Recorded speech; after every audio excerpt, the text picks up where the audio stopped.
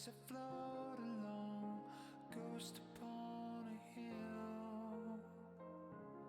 None of this is real, I'm waiting for the sun to come up. I'm anonymous, feel as if I'm sleeping under.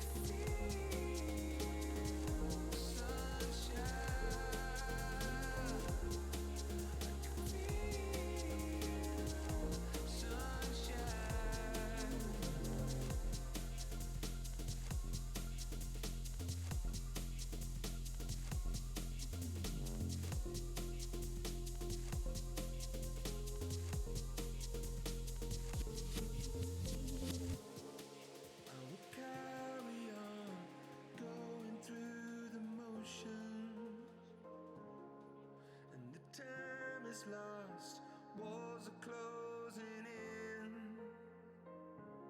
How did I get here? I'm still alone amongst the strangers. I'm anonymous, through the clouds I see an angel. Gotta open my eyes, open my eyes. It's beautiful.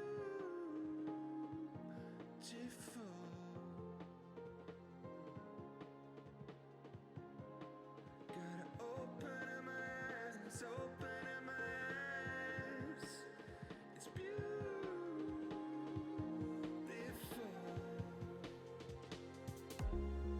I can feel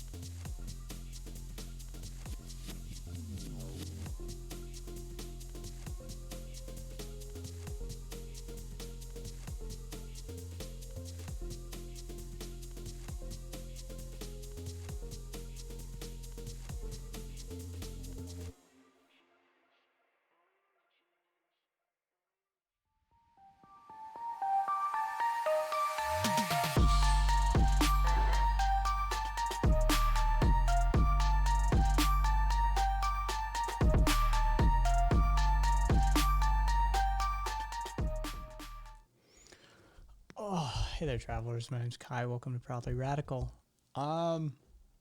Yeah. I mark that as red. We'll see how this goes. See if this turns out to be a psychotic night show or a quiet night show, because they tend to have very little middle ground. Hey, mate. So we shall see, shan't we? Oh... What kind of headlines do I want to do? Oh, what am I seeing here? Are you seeing stuff pop up?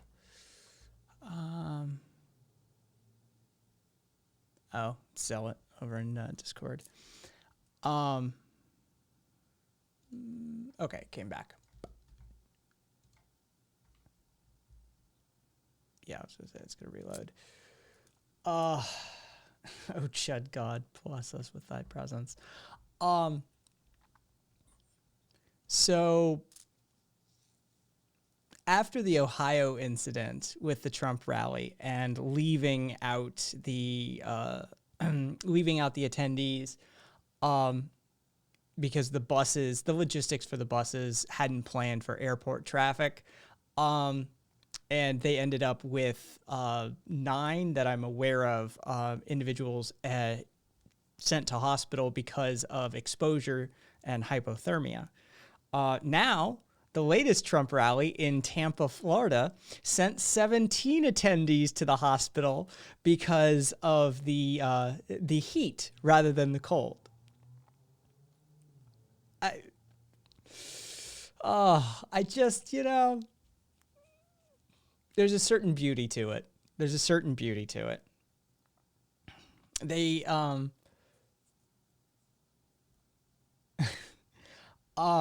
they even brought in a fire truck to like spray down the audience at the rally because attendees started fainting because of the heat. One had a seizure. Another 10 were taken to the hospital immediately. And it seems like the final count on the Ohio one was 30 rally goers ended up needing medical attention because they left them out in the fucking cold for hours. So keep trying to kill those fucking supporters, I guess. I don't know what they're up to, but yep. Where was the Hunter Biden thing? Because somebody assembled the best telling of the Hunter Biden saga that I've read in a while. The obese house cat on Reddit. Shout out to this dude. I mean, off the top of my head, I can't confirm it, but it feels ish-ish. That feels correct for this part of the world. I wonder what California was. California leads our nation on that sort of policy setting. So I'd have to look into that one. There it is. Nope.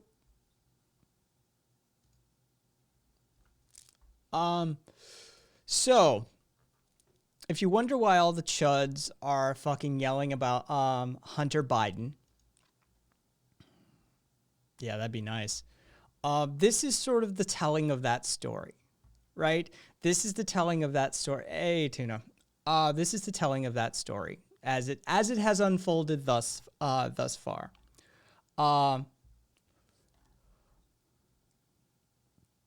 So this is supposedly the scandal, right? Hunter Biden, while living in California, decided to fly 3,000 miles to Delaware to drop off a laptop for repair, coincidentally at a huge MAGA fan's shop.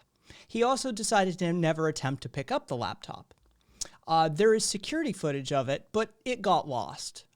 Don't worry, the MAGA man swears he saw him drop it off, but it also turns out he suffers from prosopagnosia, aka facial blindness. So he legally can't recognize faces. But he knew it was Hunter Biden's laptop, though, because of stickers on the laptop. Hey, yeah, right. MAGA man, naturally, didn't try to erase and resell the laptop. He did the totally normal thing of duplicating the hard drive and spending hours sorting through thousands of emails to find one that suggests Hunter might have tried to arrange a meeting with Daddy Biden. No evidence of any meeting occurred, but, who cares about any of that? In comes Rudy Giuliani, cybersecurity expert, and talking set of teeth, who, tricked by Borat and periodically butt dials reporters on accident, happened multiple times, has confirmed the info that even the FBI has admitted that they couldn't confirm. Rudy was so worried about the intel that he sat on the laptop for months until 3 weeks before the election.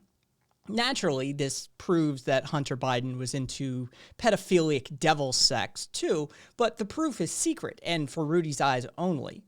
There's a video of the drug-fueled sexcapades, but again, You got to trust Rudy on that one.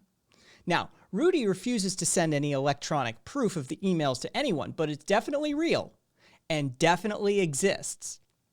And again, not a single news agency has actually seen any proof, except for photos of printed emails. This is why they won't cover it. Yeah. He was confirming it at the same time that Trump received an intel briefing that Rudy was unknowingly being used by Russian operatives to spread disinformation, though. Coincidence, probably. Rudy, tired of getting made fun of, tweets some more source material text messages.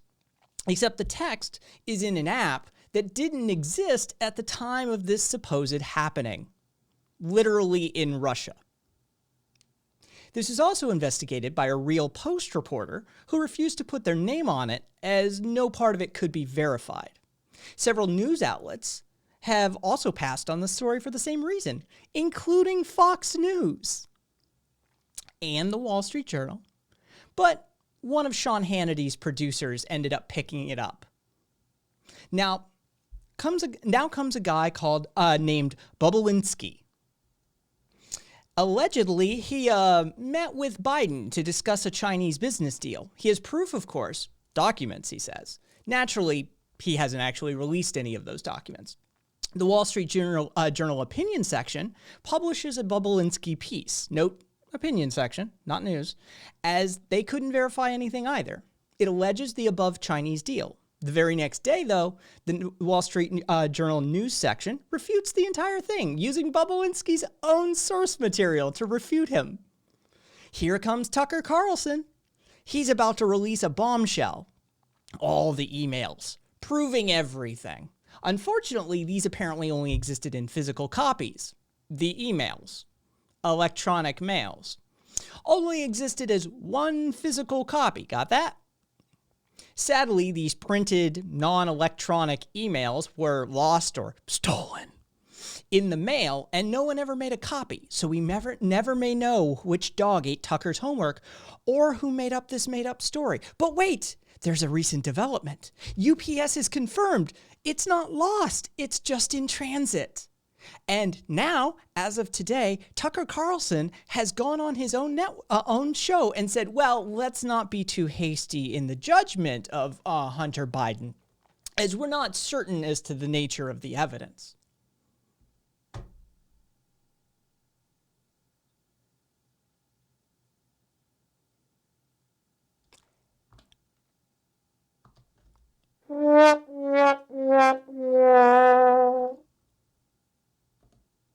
Oh, they did find it.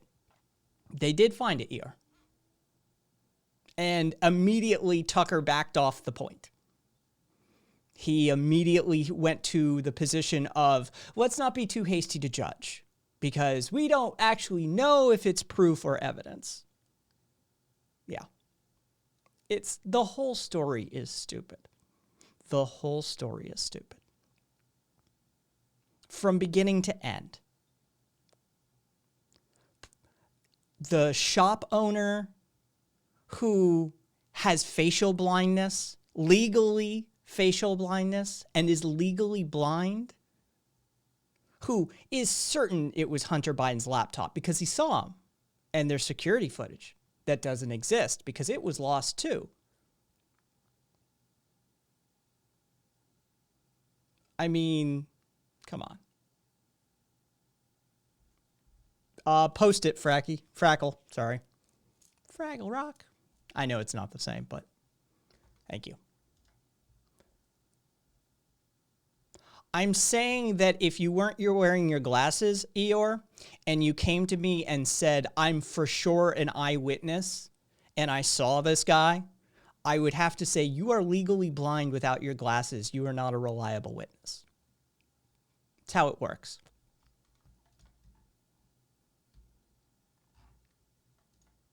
Oh, yeah. This is fucking God, hang on. Let me pull up the retelling, as it were. Martin Aspen.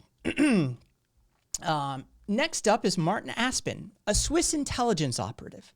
He's the basis for many of these allegations and brought it in public in the dossier that the president received. It turns out he's not real, literally.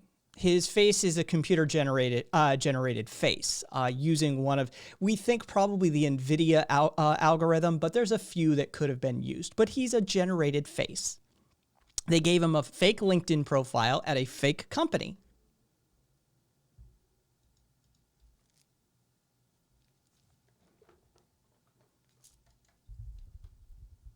You off your meds or something, Eeyore? Or are you just playing a satirical role today?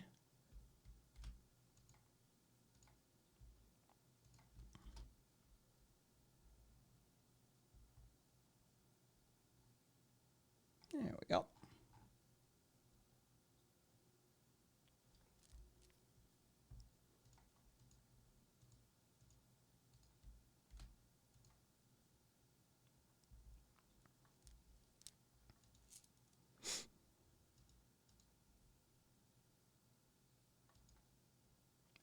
Yes, it was Frackle.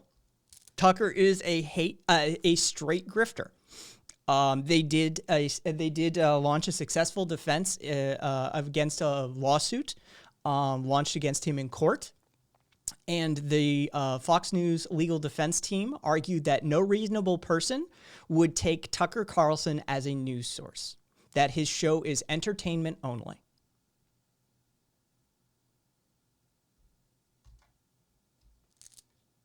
So, yes. I'm not aware of a similar lawsuit, though, Tuna.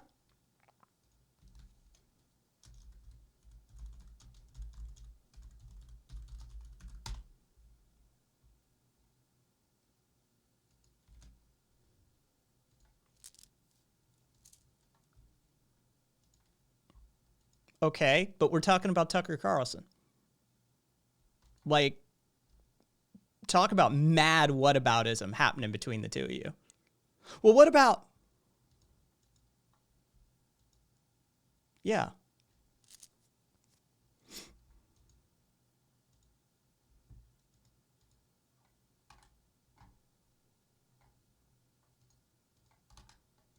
It is legitimately one of the funniest stories I've seen recently, especially when you tell it in its entirety.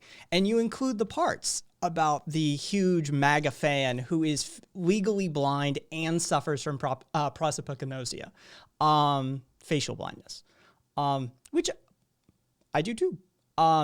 It's a spectrum, and luckily I don't suffer too badly from it, but I do have trouble making out faces. So I'm familiar with the concept. And somebody who's legally facially blind, no, they're not going to understand. They're not going to be able to decode the facial stuff. I use a bunch of cues like hairstyle, voice pattern, mannerisms, accessories like glasses, earrings, piercings, that sort of stuff to readily identify people within that. And so, yeah, there's no way. But he knew it was Hunter Biden, for sure.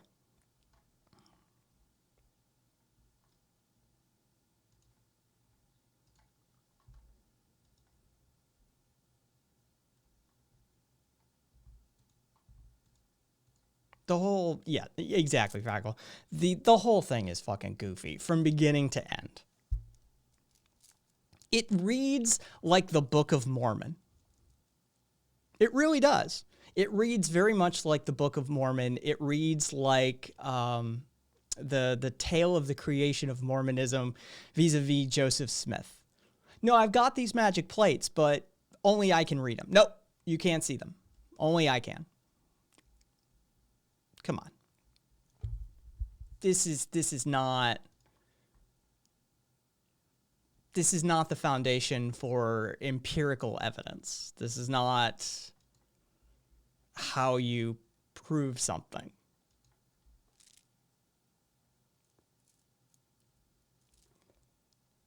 Cat, I think we got our Tucker witness. Carlson likes to brand himself as a real man of the people. Politicians. Oh yeah, he's the definition of an elite.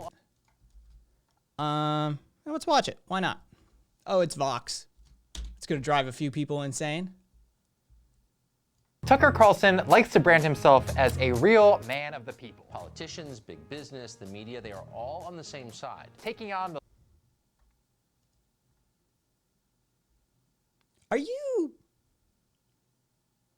Are you special? Like, what's going on there, ER? Like, seriously. You do understand how somebody who is legally blind and without their aids, not a qualified eyewitness, right? You do get that, right? You might as well say that I wasn't there and I'm still an eyewitness. It happened out there. But I'm an eyewitness. If you could not see legally, I mean, Jesus Christ. liberal elite Now, Democrats have become the party of the elite professional class. and standing up for everyday Americans. It's not a left-right thing. It's a ruling class versus everybody else thing. He wrote a whole book about how America's selfish ruling class is bringing the country to the brink of revolution. Division helps them maintain their power, even as it destroys our country. The Atlantic even called him the bow-tied bard of populism. The actual problem is the corrupt and decadent leadership of our own elites. The elites, liberal elites. It is sickening, and we've had enough of it. There's just one problem with Tucker's man of the people shtick. You're about the most unordinary person I know. You're an elitist. You're an asshole. No. But see, I'm an out-of-the-closet elitist. I don't run around pretending to be a man of the people. I'm absolutely not a man of the people at all. Yeah. I told you, Tucker's playing full name anything is Vox would Tucker piss some people off. Swanson McNear Carlson. His stepmom is the heiress to the Swanson frozen food empire. He went to an elite boarding school in Rhode Island, got famous for wearing bow ties on national television, and has spent his professional career bouncing between cushy cable news jobs. By all measures, Tucker Carlson is a member of the American elite. How do you pay your bills? Well, I'm extraordinarily loaded just from money I inherited. You're a trust fund baby, are you not? No, completely. I've never needed to work. I mean, it's all just the whole cable news thing. It was like a phase I was going through. So what is going on here? Why would a guy who bragged about being an out-of-the-closet elitist host a show where he rails against the ruling class? There's actually a pretty simple explanation for Tucker's new shtick, and it's called false consciousness. But see, I'm an out-of-the-closet elitist. I don't run around pretending to be a man of the people. The elites, to whom the rest of us mere plebes look on in awe. Feel I'm free absolutely to not a man of the go people. care at all. somewhere else. False consciousness is one of those phrases that grad students use to sound smart at parties. But essentially, it's a term in Marxist theory that describes when working class people are tricked into accepting their exploitation. So let's say you and your coworkers are feeling frustrated and start thinking of forming a union. To stop you, your boss might say, "You don't need a union. The real problem is all these women taking maternity leave. If they weren't taking so much time off, we'd all be able to go home right now. or they might say, It's these damn privileged millennials. They're so obsessed with work-life balance that we all have to pick up the slack. Get mad at them." the boss convinces the workers to accept their exploitation by pointing their anger in the wrong direction. Or as Tucker Carlson would say, One thing you learn when you grow up in a castle and look out across the moat every day at the hungry peasants out in the village Yeah. is you don't want to stoke envy among the proletariat. thanks, Tucker. So how do you keep the hungry I wonder how Tucker's audience would feel if they heard him speaking about the proletariat and using socialist, communist, anarchistic terms like that. peasants in the village from storming the castle? Grifter from Enter beginning to Tucker end. Carlson tonight. The show that is the sworn enemy of lying, pomposity, smugness, and groupthink. Since it launched in 2016, Tucker's show has been a festival of false consciousness, bombarding viewers with an I'm sorry, if you think Tucker Carlson is attempting to spread news that the CIA, FBI, NSA, and other lettered agencies are suppressing, you're out of your fucking mind.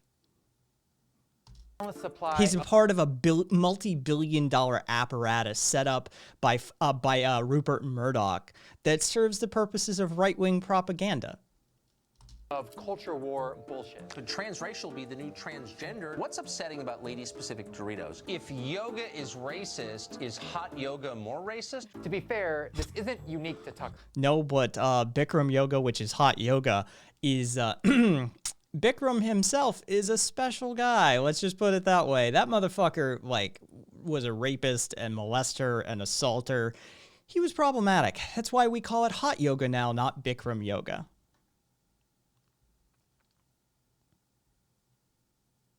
Fox News' MO is using culture war stories to distract from right-wing economics. Because the black vote doesn't exactly like Donald Trump, Tuna. So you got to court it somehow. But what makes Tucker unique is how often he uses the language. Hang on.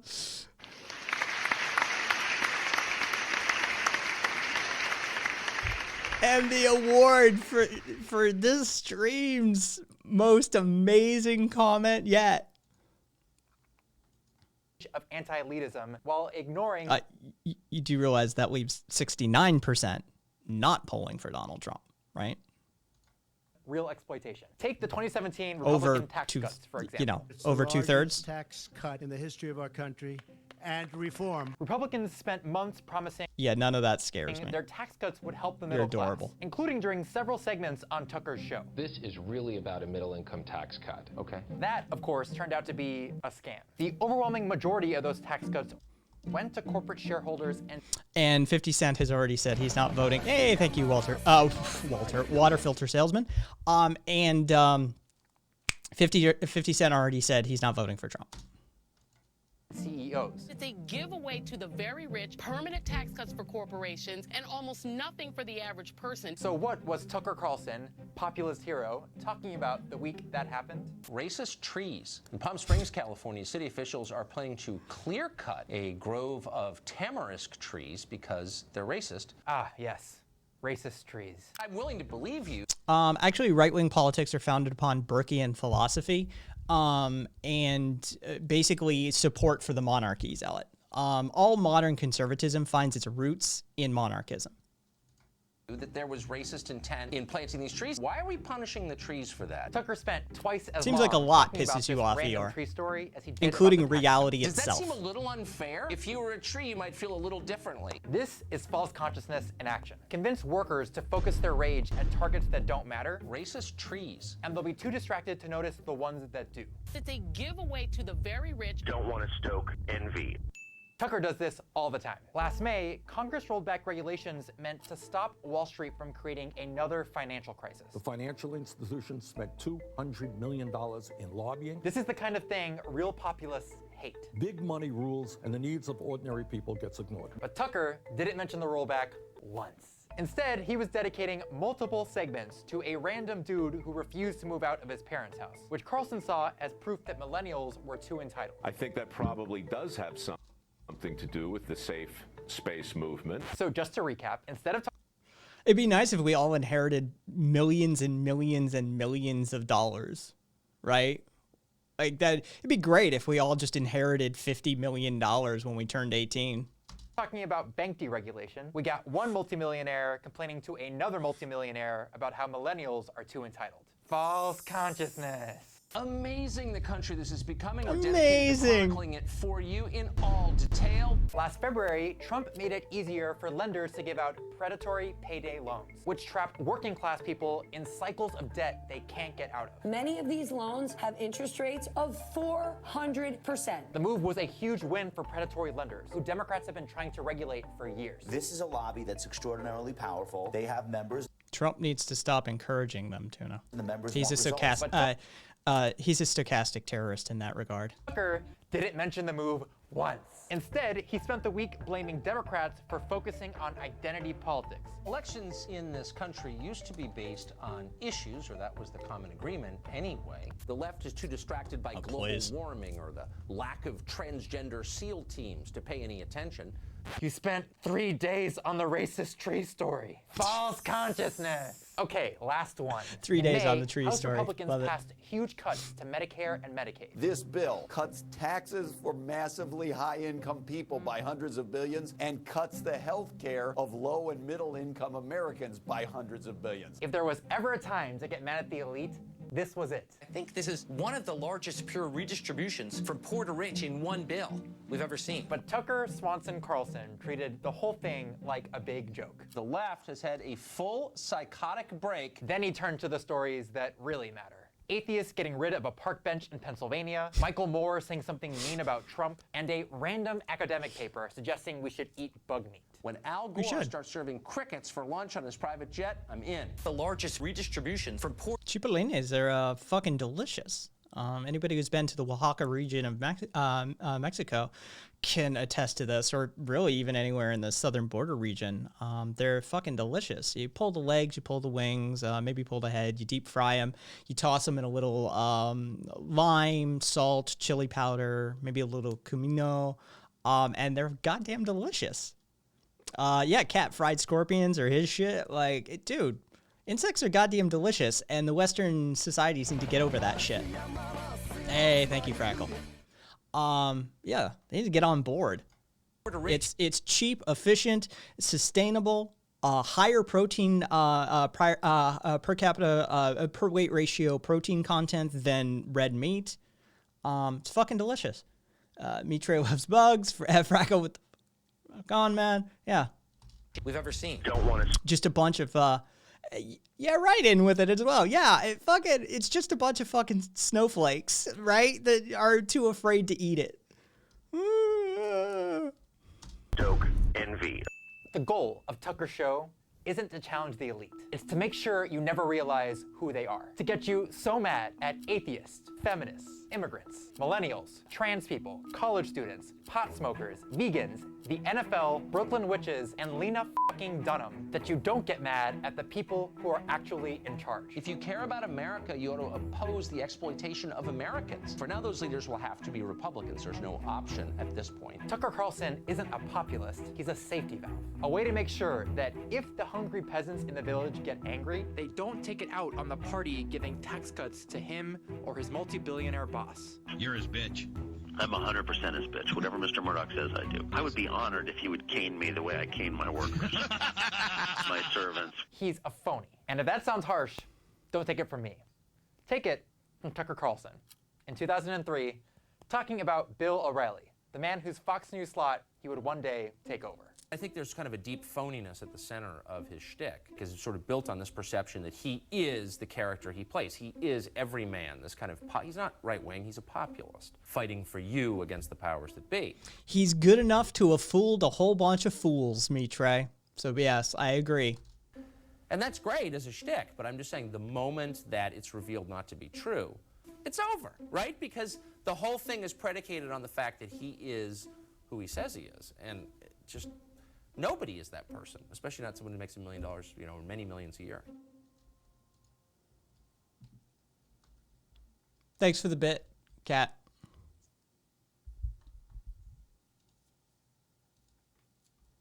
The facts are that Tucker Carlson is a self-proclaimed entertainer who is the heir to a many millions of dollars trust fund, and has never had to work a proper day in his life, and is part of the aristocratic class that rules us and uses divisive topics and tactics to keep you distracted.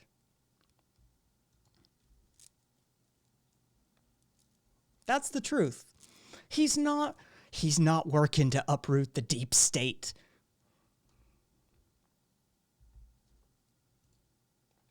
Did you guys see the multiple right-wing figures, talking heads that were tricked into supporting thanking the devil for supporting Trump? Because that was fucking hilarious.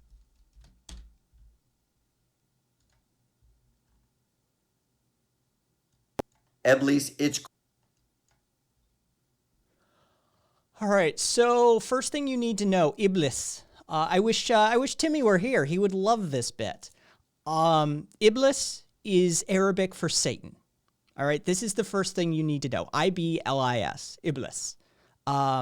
It's Arabic for Satan. Eblis, it's Corey Lewandowski. Iblis, it is Tommy Lahren. Hey, Iblis. Sebastian Gorka here. Iblis, thanks for being a passionate Trump supporter. I am very impressed. 11 Trump rallies. I know that you are a passionate Trump supporter. You know that all lives matter. I also hear that you've been canvassing, that you donate, and you've got a lot of fantastic Trump merchandise. And you have no fear about wearing your Trump gear. He's my hero, and I'm sure he's your hero. So, Eblis, thank you so much for being such a strong supporter. I want to sincerely thank you. Keep doing what you do, and MAGA.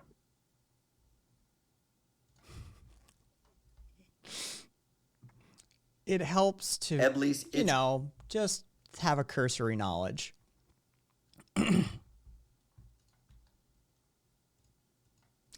I'm gonna look them up actually, Mitre.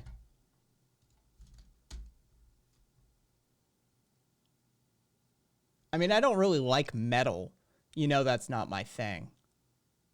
Holy shit, they're actually an Iraqi band. 2 guys, 2 girls. Wow. Interesting backstory on them. Hey, Meech. What up, my man?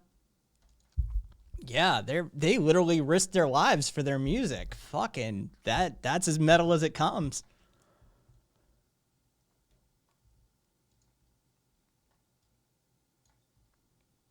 Rock on, man. What the fuck? There we go. Yeah. I mean, they can't call in a fucking Apache gunship to protect them when shit gets real. Not gonna argue that point.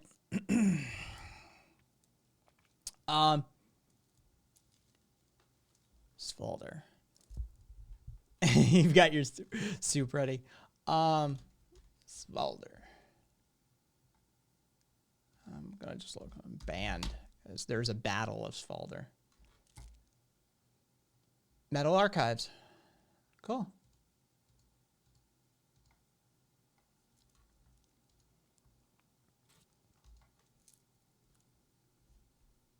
My favorite band made an agreement and a small song with the World Land Trust. I'm so proud. That's fucking rock on. Name check them, Zealot. Yeah, they are, Mitre. They are.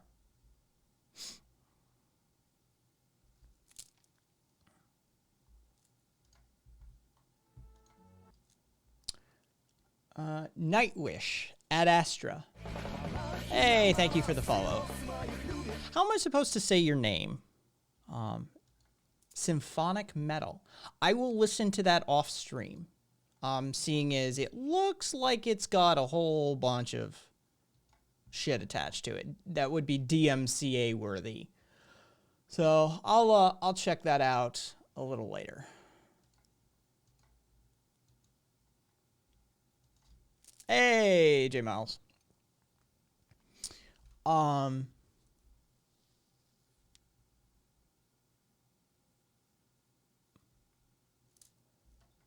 Oh, of course. Of course. They don't, yeah, the Cat's Point stands. They don't actually give a shit about that. That's not what they're about. That, and they don't understand freedom of speech, right? Freedom of speech has to do with the government, not private entities. So, I mean, they don't even understand that. So, yeah.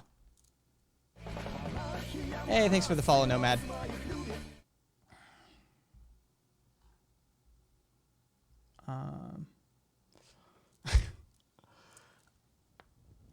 Oh, shoulder pop. Oh.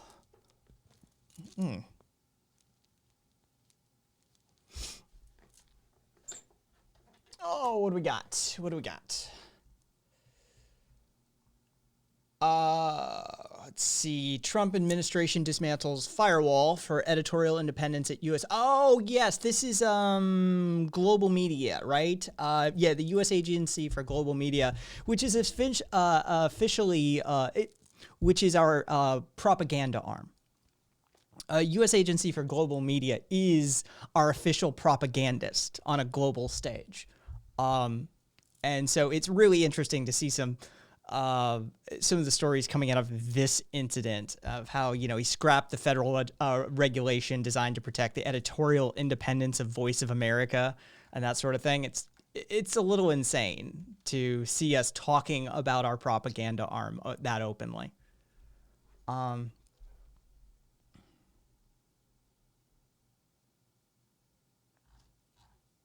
Hey, Nomad. Welcome, Nomad.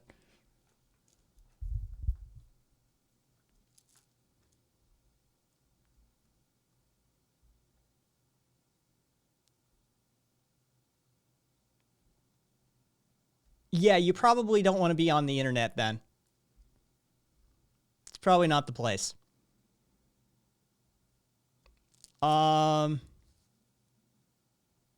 Axel, don't know what you're asking.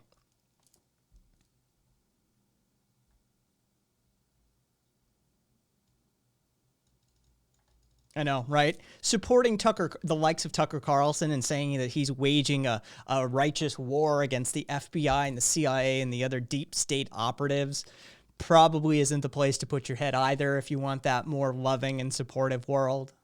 Tucker Carlson is a very cruel person.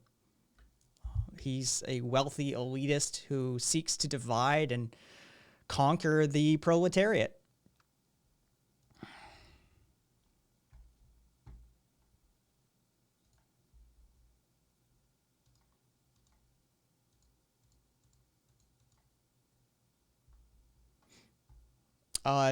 Do we see the we seized $40 million. Well, we seized a whole host of oil from Iran, and then we turned around and sold it to Venezuela for $40 million. Yeah. Oh shit. Should we talk about the Australia story, Mitre? Australia has scary movies. You know, I don't really do scary movies. Australia has banned Japanese hentai. Yeah, we got different roses and hearts. Cool. Yeah,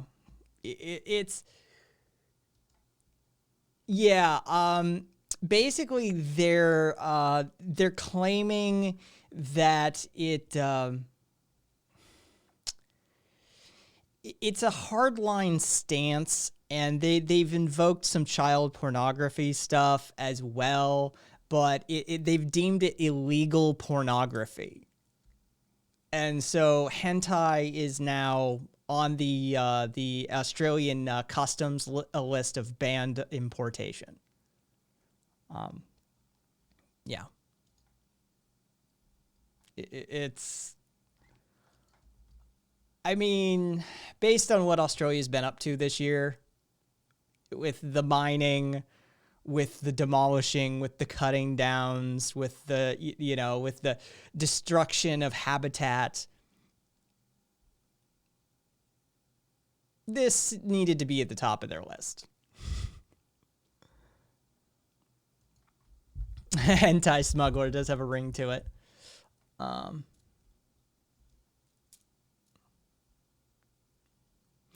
There's an argument to be made for it, Kat, for the lolly stuff, but blanket ban for hentai is an interesting one.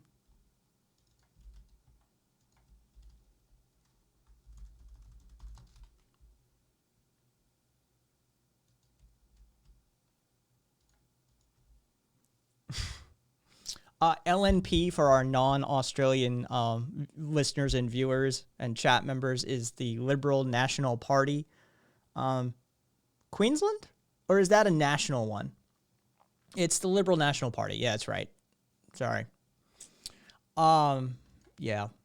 And don't mistake them for the Fox News liberal terminology either. It's a whole other ball game.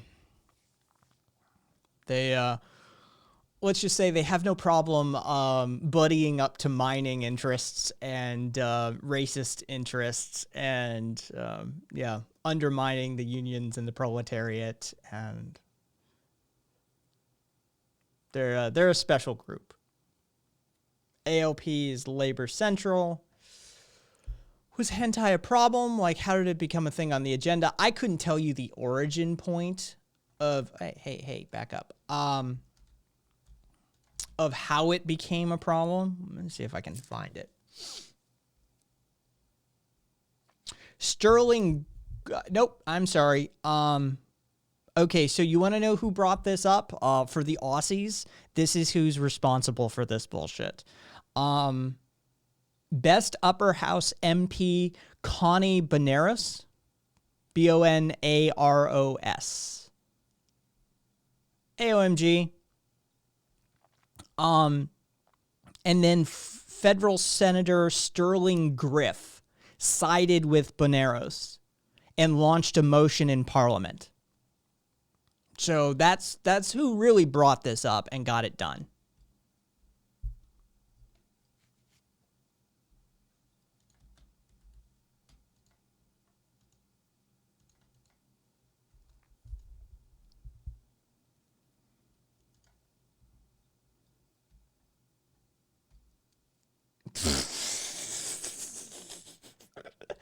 Oh, thank you, Frackle.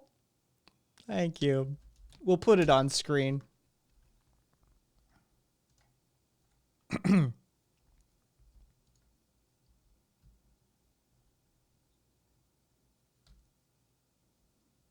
No, I don't think. Oh, maybe I did, Mitre. If it was covered by Friendly Jordies, there's a possibility I did.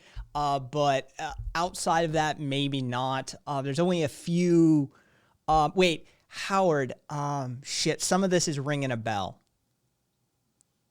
Some of this is ringing a bell. The Howard Years thing is tickling something, but it's not coming forward.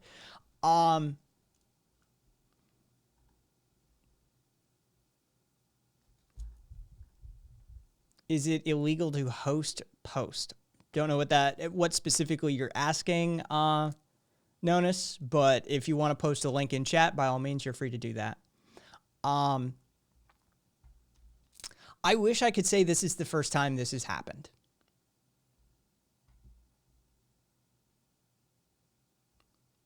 I think that's kind of what you need sometimes, though, Mitre. I think there's some justification in that. If you're dealing, we've talked about this before. If you're dealing with somebody, okay. At present, it looks like it's going to be illegal to import it, but there doesn't seem to be clarification yet on the possession, the hosting side of things. But I'm sure they're going to get around to that.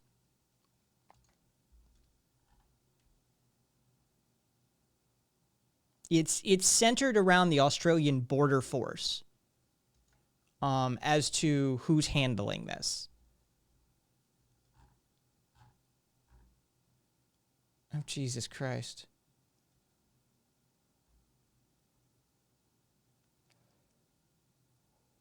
Okay.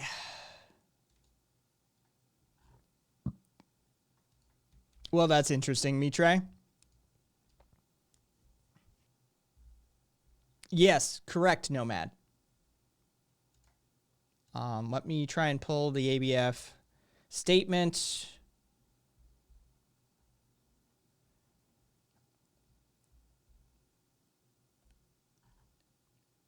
Customs officials. Yeah, J-List was informed by ABF that publications, films, computer games, and any other goods that describe, depict, express, or otherwise deal with matters of sex in such a way that they offend against the standards of morality, decency, and propriety generally accepted by reasonable adults are no longer allowed. And this was, DHL was also, DHL Japan was informed and called J-List specifically, informing them that Australian customs have begun rejecting packages that contain any adult products.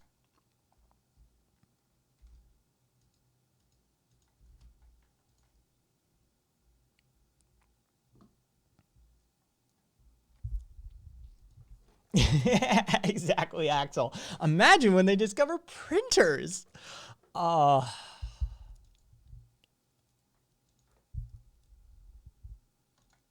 well, we're mostly owned by fucking, we're mostly owned by Disney at this point.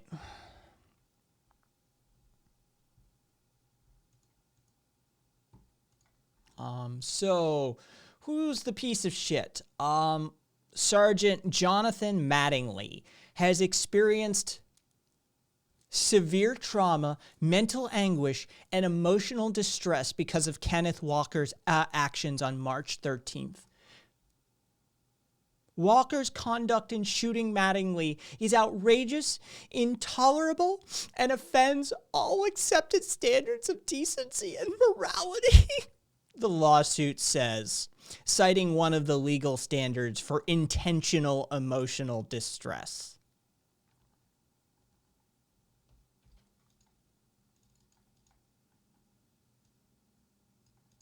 The attorney for Kenneth Walker cites Kansas Revised Statute 503.085 and is immune from criminal prosecution and civil liability as he was acting in self-defense in his own home, as found earlier when they dismissed the charges because it was self-defense.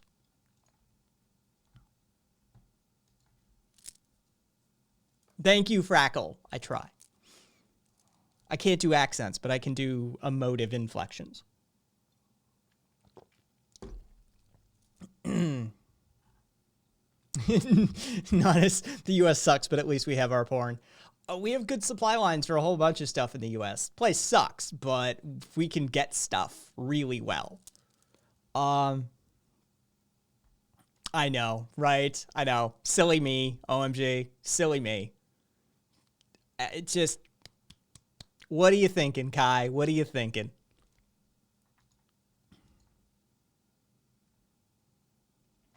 Frackle. I live in Las Vegas. Right outside Clark County. Feel free. You could pay whoever you want to pay. Yeah. Not all of the locations are completely psychotic and prudish. I 100% Frackle. Decriminalize, not just decriminalize, legalize. Legalize sex work. 100%. It's amazing what comes with it. The Netherlands, Holland actually showed an 8% drop in the divorce rate when they legalized it. So they saw a drop in the disease rate. They saw a drop in abuse and assaults against sex workers. They saw an increase in economic income in a general area, the red light district, and they saw a decrease in the divorce rate as well. So 100%, sex work should be legalized.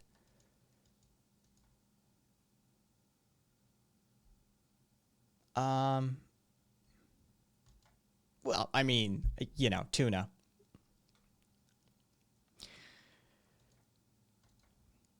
That regulatory fuck shit known us is what causes the decrease in communicable diseases. Making them actually get tested, making hygiene standards for the Johns applicable is what causes that decrease in STIs. So without that regulatory fuck shit, you will cause a knock-on effect. And this is coming from a fucking anarchist.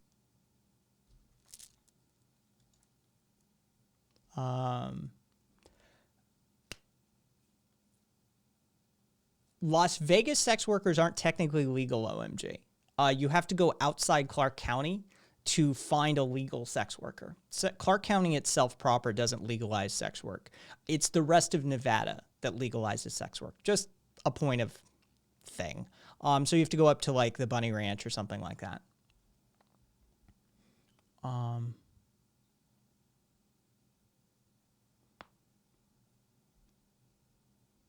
Yep. Zealot. Yeah, I'm familiar with the Australian policy on it.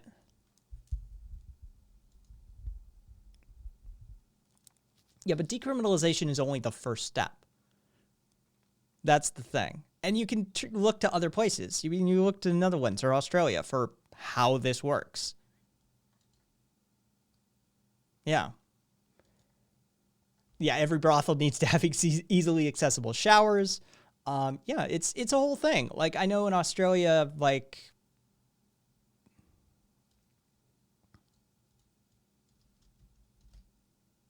do you have any studies to cite on that declarative statement?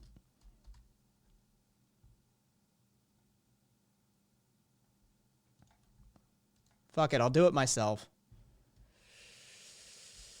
Oh, we're talking about India. Yeah. That study comes out of India.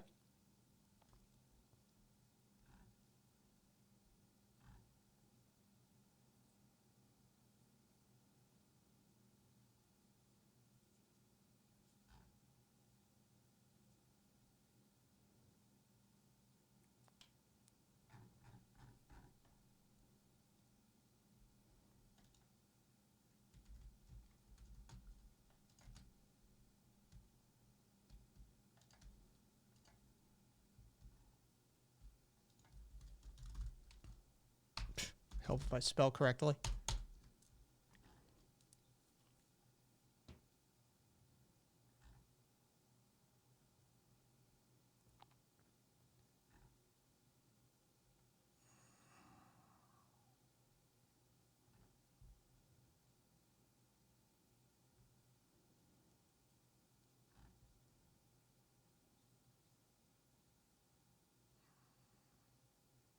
There we go.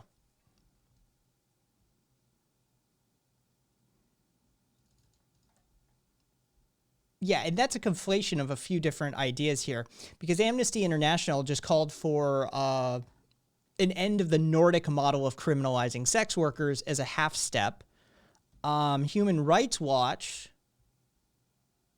please load, thank you, in their 24th annual review under the Physical Privacy, Autonomy, Security, and Identity section, advocates for decriminalization as a half step in criminalized societies. Criminalization causes blah, blah, blah, and in order to, causes, exacerbation of a host of ancillary human rights violations. In order to remedy those human rights violations, you should step towards decriminalization, but in order to address health consequences, you should seek regulation. So,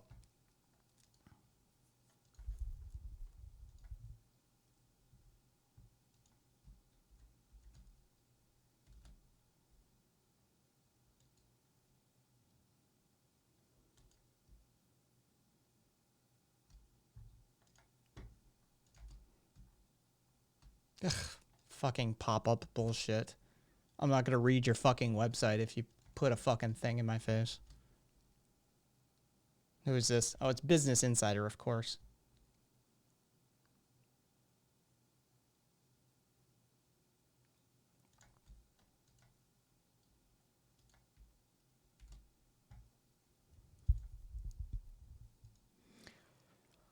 All right, let me close that. What do we got? No. Yeah,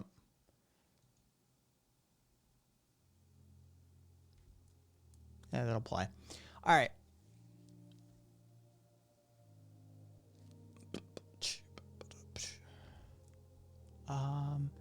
Nomad.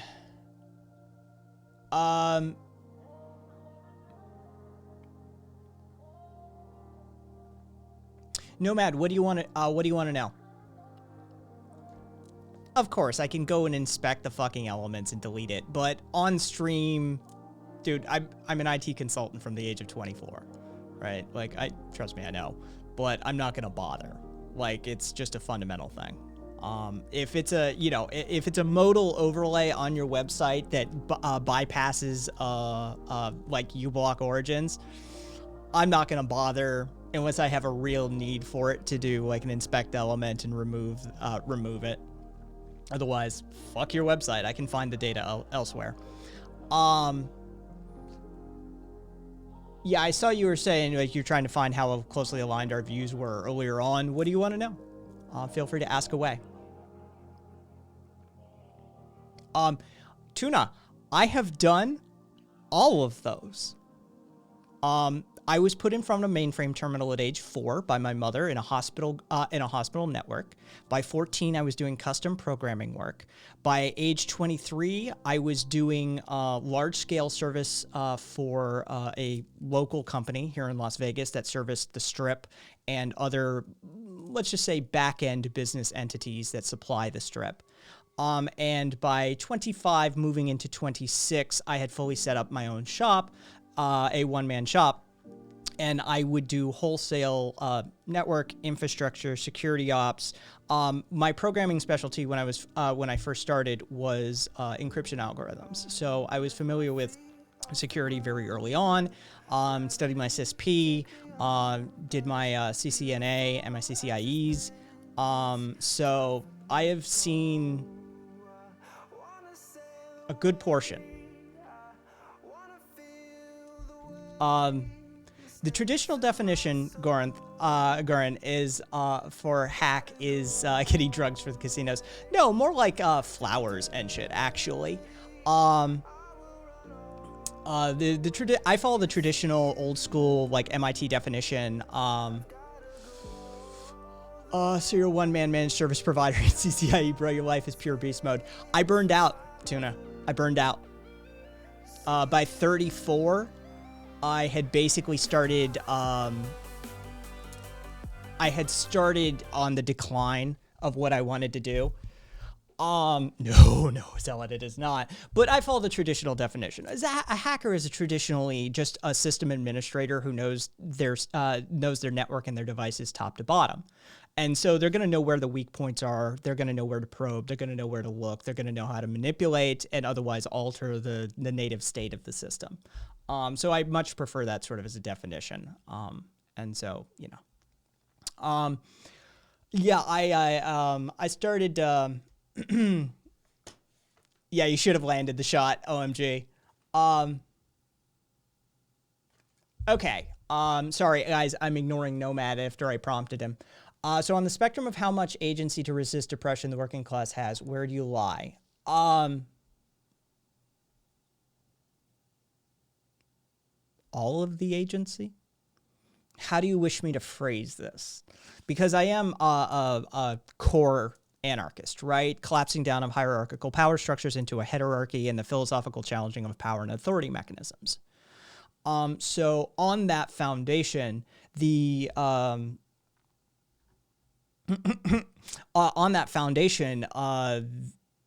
the working class, the proletariat, has all of their self-agency. They have all of their agency to resist that oppression. It is not only agency, it is a duty of sorts, because you're fucking the next generation when you don't do it. But I'm not a revolutionary. Yeah, oh God. Yeah, for anybody who's technologically minded, have you ever seen it's a Unix system on Reddit? It actually comes from NCIS. But so what about being always already present within established power structures? And then all resistance must be done within said power structure. Well, I mean, that's a form of praxis, really. That comes down to separate forms of praxis. Don't get me wrong. I am a fan of the okay. I am a fan of the sort of Chomsky-esque. I am an incrementalist, right? I'm not a revolutionary. Nah, you're fine, Nomad. I mean, we could all just have a geek out time and talk about fucking my former career and shit like that, right?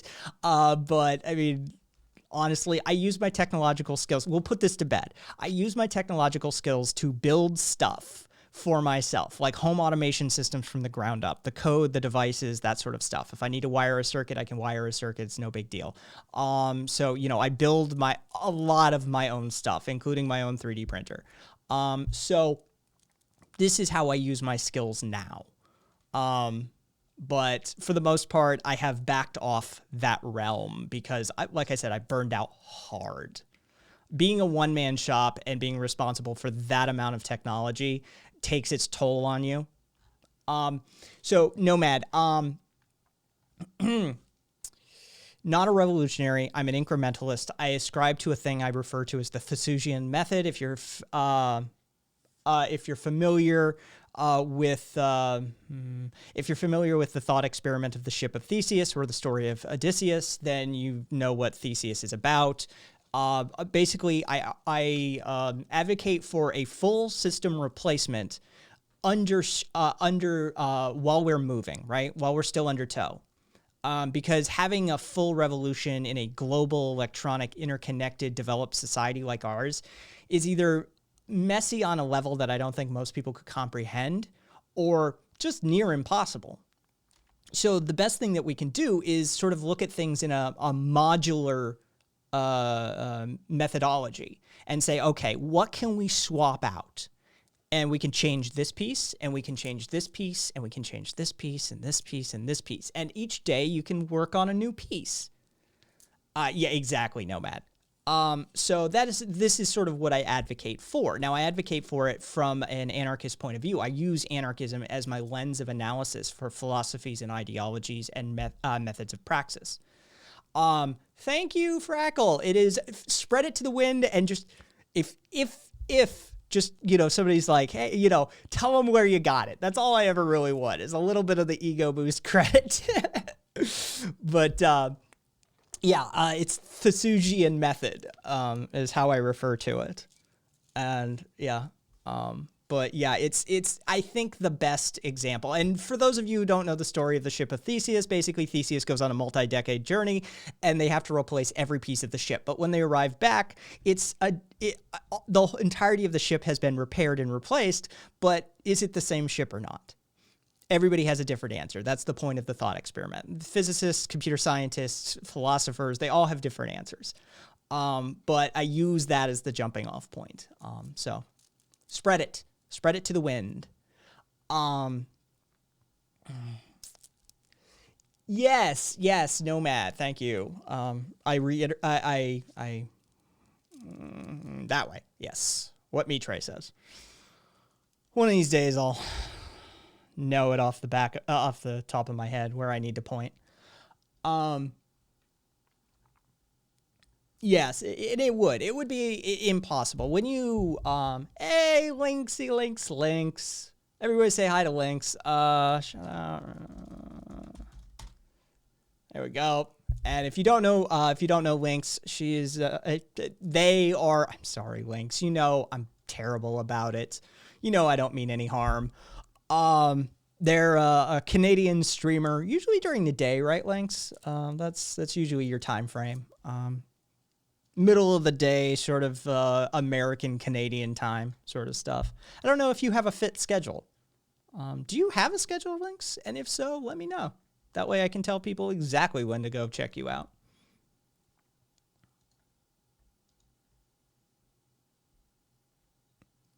Fair enough. Jesus Christ. Yeah, after the Tumblr stuff. You aim for 11:30 Eastern Standard Time during the week. There we go. So if you haven't followed Lynx, go follow Lynx. Show them some love.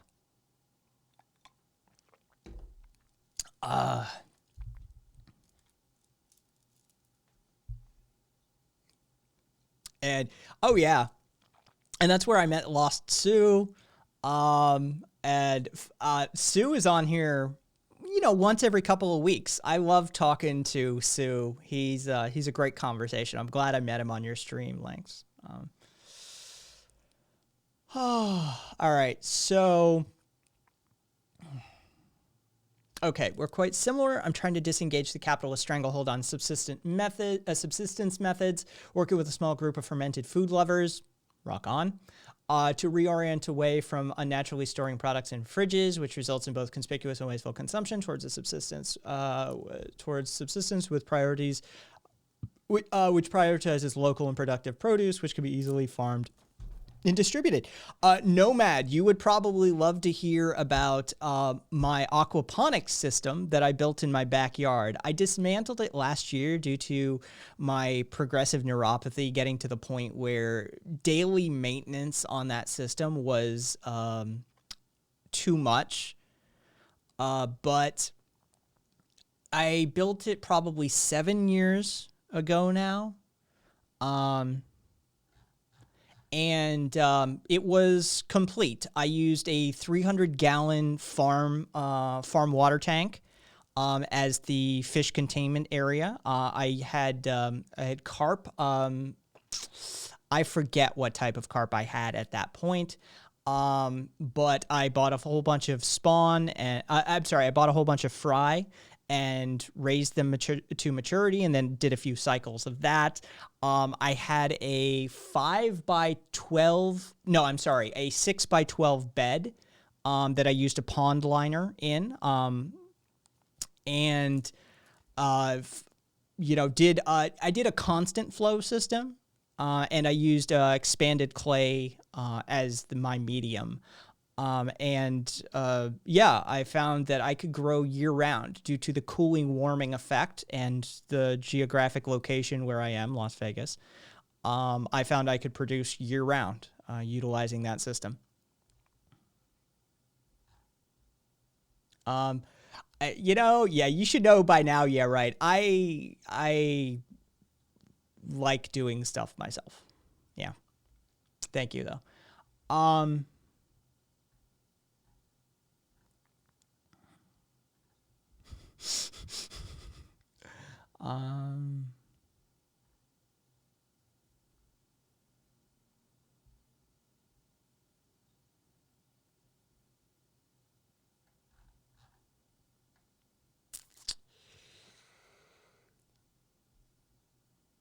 My goal is how we take that to the next level and communize it, making grow ups, etc. Jesus Christ. We got some interesting networking going on there in chat. I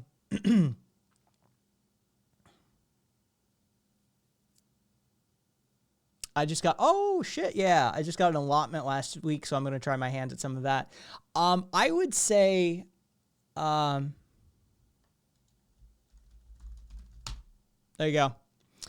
I would say that aquaponics is a bit of a next step for community organization, Nomad. Just from having set that up and built one of those systems, it's a high maintenance. Early on, it's a very high maintenance system.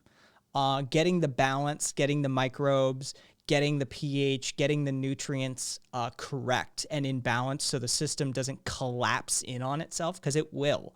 It will experience a micro-ecological collapse if things aren't pretty spot on. So I would say that's probably, aquaponics is probably not the way to go for sort of a community organization sort of thing. Grow plots are usually the best way to go with that sort of thing. At least for ease of setup, maintenance, and getting people involved.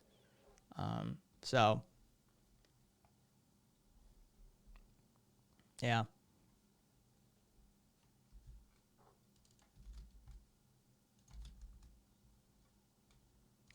Yeah.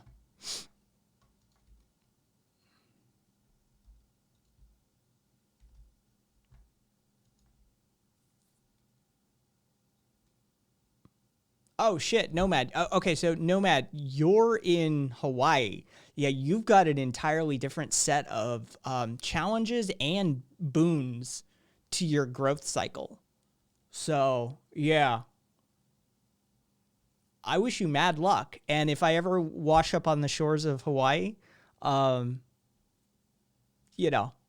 give you a look. Frackles down in Florida. Again, same kind of challenges and boons as Hawaii. Very similar. My hands aren't as good as they used to be, Nomad. Disease progression is taking its toll. I'm not as capable as I once was. But, yeah, exactly. Frackle. Florida's growing zone. Come talk story. Fair enough. That I can still do somewhat. Citrus trees, a modest garden. My maternal grandparents retired to Florida, and so I grew up going to Florida as well. And yeah, the grow zone for Florida is impressive. What you guys can actually produce is spectacular given the little bit of effort. Oh. Nomad. Fuck. I like it. I like it. First thing on the server, Nomad.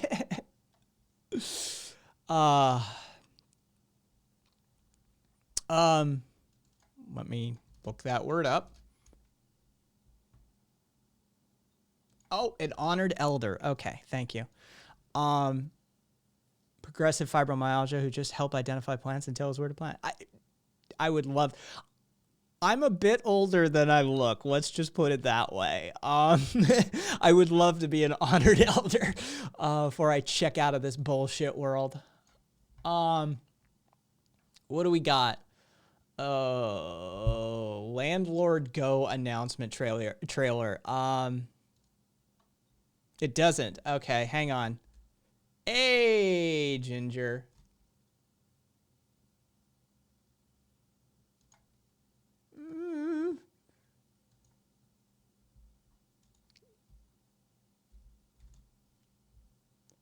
Okay. I'm Lynx. I'm coming up fast on 40. Let's just put it that way.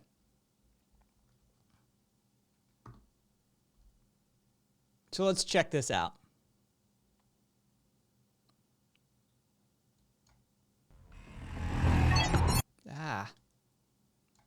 Yeah, I have one of those youthful appearances.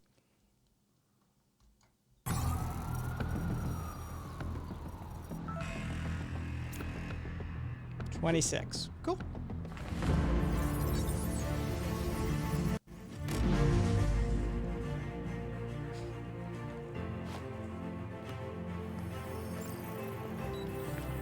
I'ma hate this.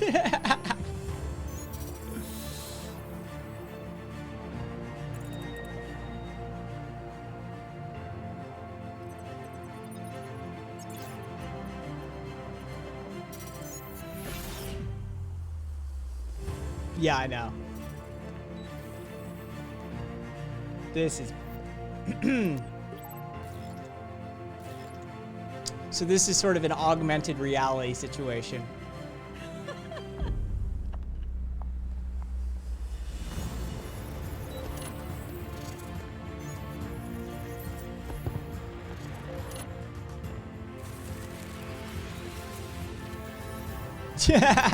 Legs.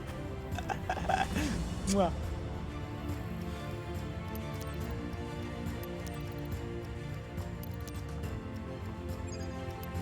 This is terrible. And it's just some shitty mobile app. The first real-world AR game that uses real buildings, real people, and real prices to create the first property game. It truly turns your city into an action-packed strategy game. So when everything is owned by the ownership class, the best you can hope for is that in a virtual realm, you get to play a game in which you may own some of this.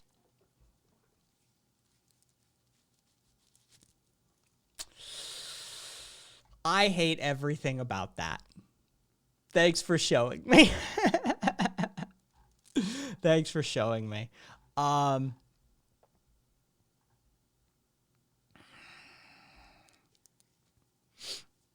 Yeah, elder millennials represent, right? I'm gonna take you. I'm gonna take that, Nomad. Since you're the young one, I'm going to take the 26 and run with it. Like at present, I look 26. A young one told me it. Let's see. The Gipper returns. Jesus Christ. I have that all the time. People tell me I look like Tony Hawk, and I'm okay with that because Tony Hawk is one of the coolest fucking people on the planet. Nice fucking guy. So if you're going to get compared to somebody, you might as well get compared to Tony Hawk. Hey, Johnny. Yeah, good luck with that. I know what you tankies would do after the revolution comes to us anarchists, because you've done it before. I learned my lessons from history.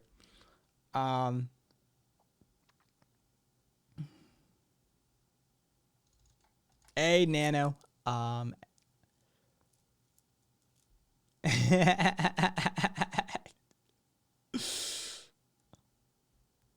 Solaire. Is this an anti-ML stream? No, it's a big tent. It's just as long as you don't get too authoritarian, the anarchist won't get too anti-authoritarian. Let's just put it that way. And as long as you're okay with dealing with the issues of the day and the fascists and the right wingers, I can find camaraderie amongst. But the lessons of history tell me where MLs lean after the job is done, and I'm aware. I'm a big fan of Food Not Bombs. We have one here in town, Las Vegas, for those of you who are just joining us on the stream. Johnny, it's okay. It's weird. The tanky thing is weird. The weird fetishization and aestheticization of the people who are not good. Should put it that way. I've donated huge amounts of food, frozen meats, and other produce to Food Not Bombs here in my town over the years. I'm a big fan. So. I'll close that headline. Which one was this? Okay. Oh, Jesus Christ. Turn that off. Pause that and go over there. All right, cool.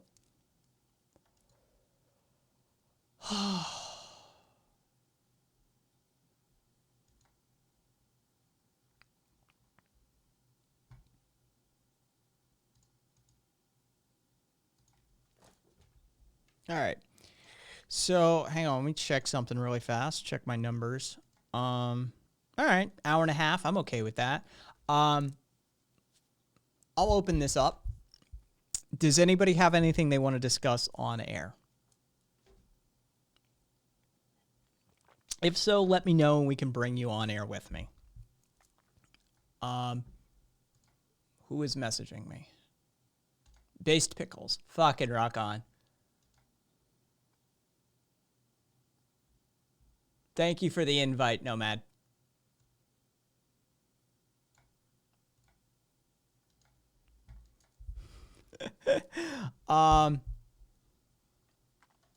Yeah, not anti-Castro specifically.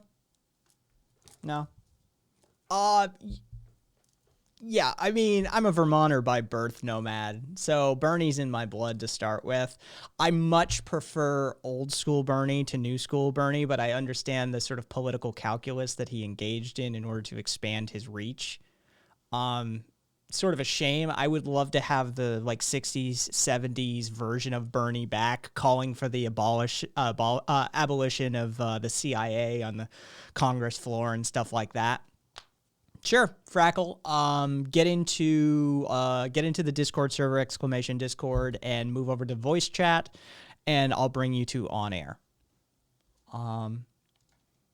Yeah, so, yeah, I miss old Bernie, but I understand why he did what he did. So I sort of, yeah. But I still support him, as a Vermonter from way back, that sort of thing.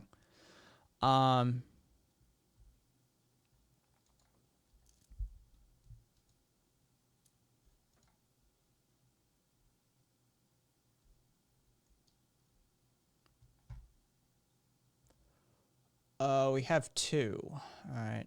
Up. All right, hang on. Let me resize a couple of things here. Moving to on air. Oh, Okay, so I got Frackle. Nomad, you were in there, but you left, so let me know. Give me just count to 5 for me, Frackle. 1, 2, 3, 4, 5. Cool, thank you. No problem. Oh yeah. Tell you what, let's see. What am I supposed to do? I see a redemption pop up. It's like, wait, what am I being told to do? Yes, very smooth voice. Thank you. So, I actually had a question.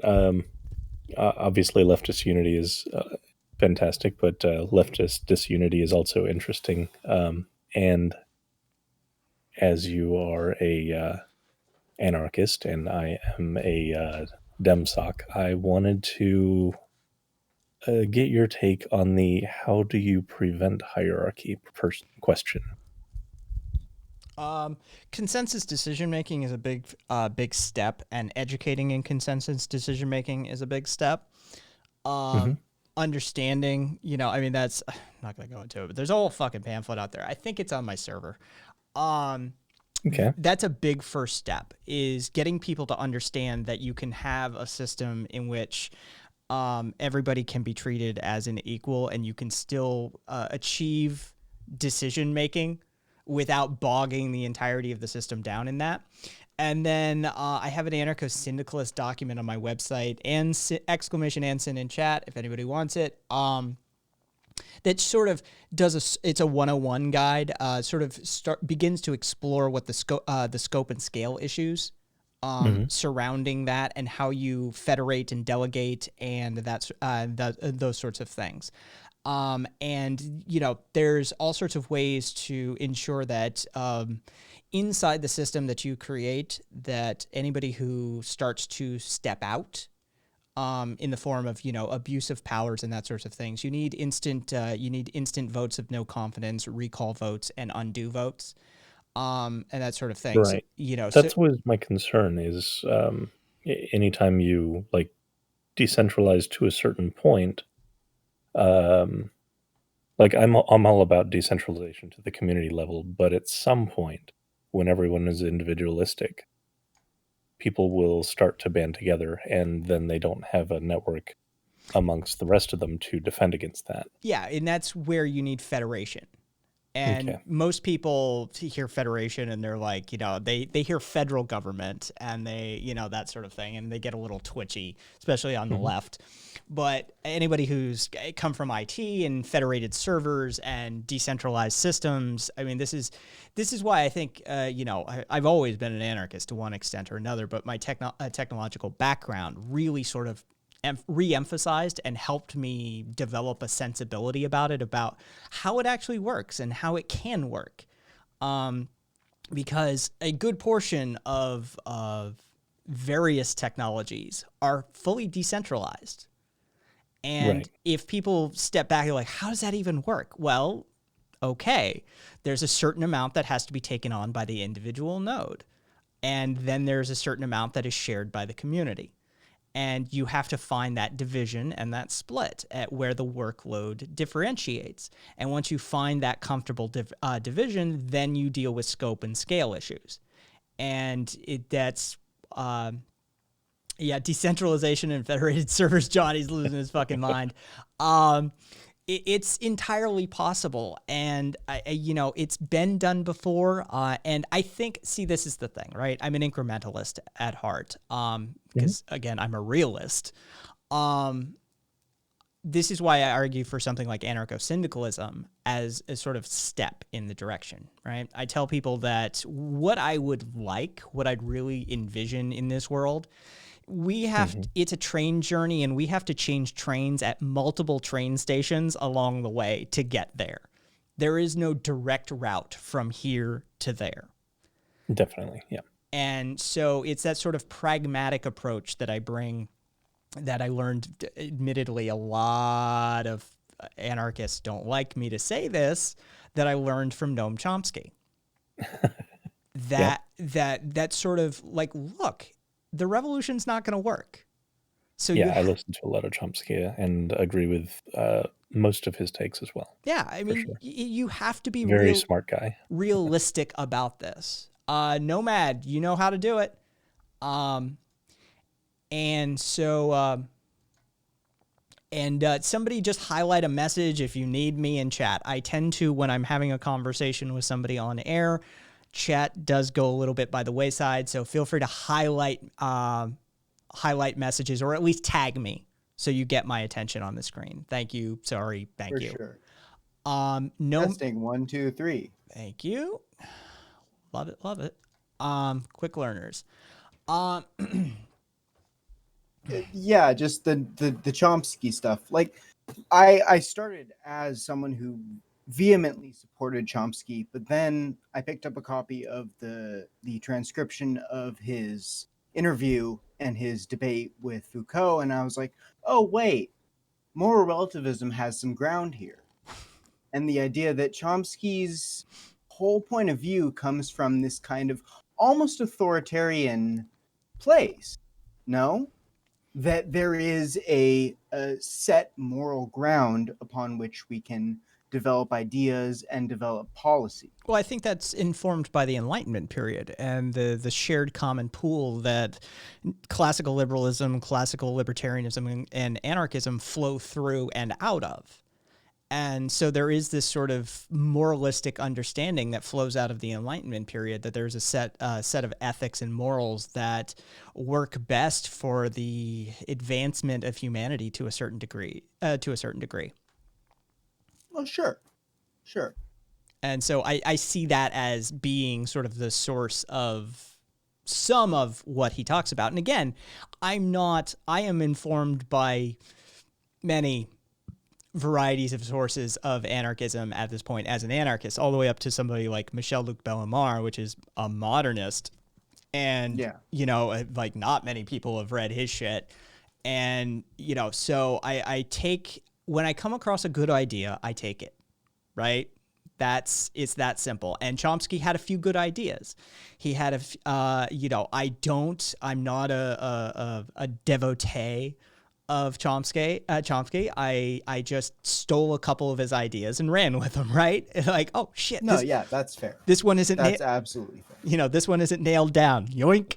And so, you know, what I take from Chomsky is one, do not get lost in the pursuit of perfection as many leftists do. Many leftists want an all or nothing scenario. They want to snap their fingers and magic some shit up tomorrow. It doesn't work that way. Nothing in reality works that way. Yeah. So accept that life is a game of inches, and make the progress where you can make it. The other thing that I take from him especially is that the dissolution of government in the face of corporatocracy is one of the worst ideas that you could engage in. That when you're facing down something like ExxonMobil, you need the government temporarily at best. And so you're best to hijack and utilize for your purposes to deal with the corporatocracy as it stands, and then address the system of governance and deal with it as you shall.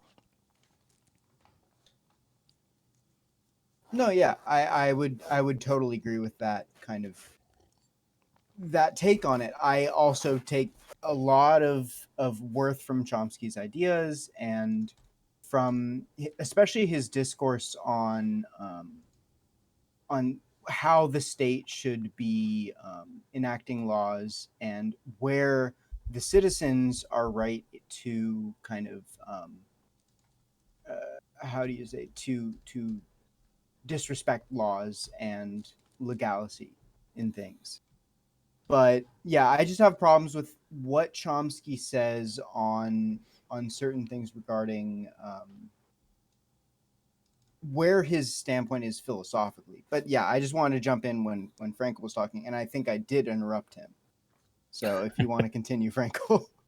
I did have a... you didn't really interrupt, but I did have another question. It's a bit more pressing, like, in the immediate future rather than the distant, post-incrementalism after all that, which is, in the short term here in America, assuming that, it's a Biden win, which, Biden's not our guy, but still, assuming that. Bile in my throat as I did that. Yeah. In my view, we have about 4 years to try and basically wake people up out of the spell of fascism before there's another presidential election. Do you have thoughts on how to achieve that? Because it's not going to be done by Biden. It's not going to be done by the media.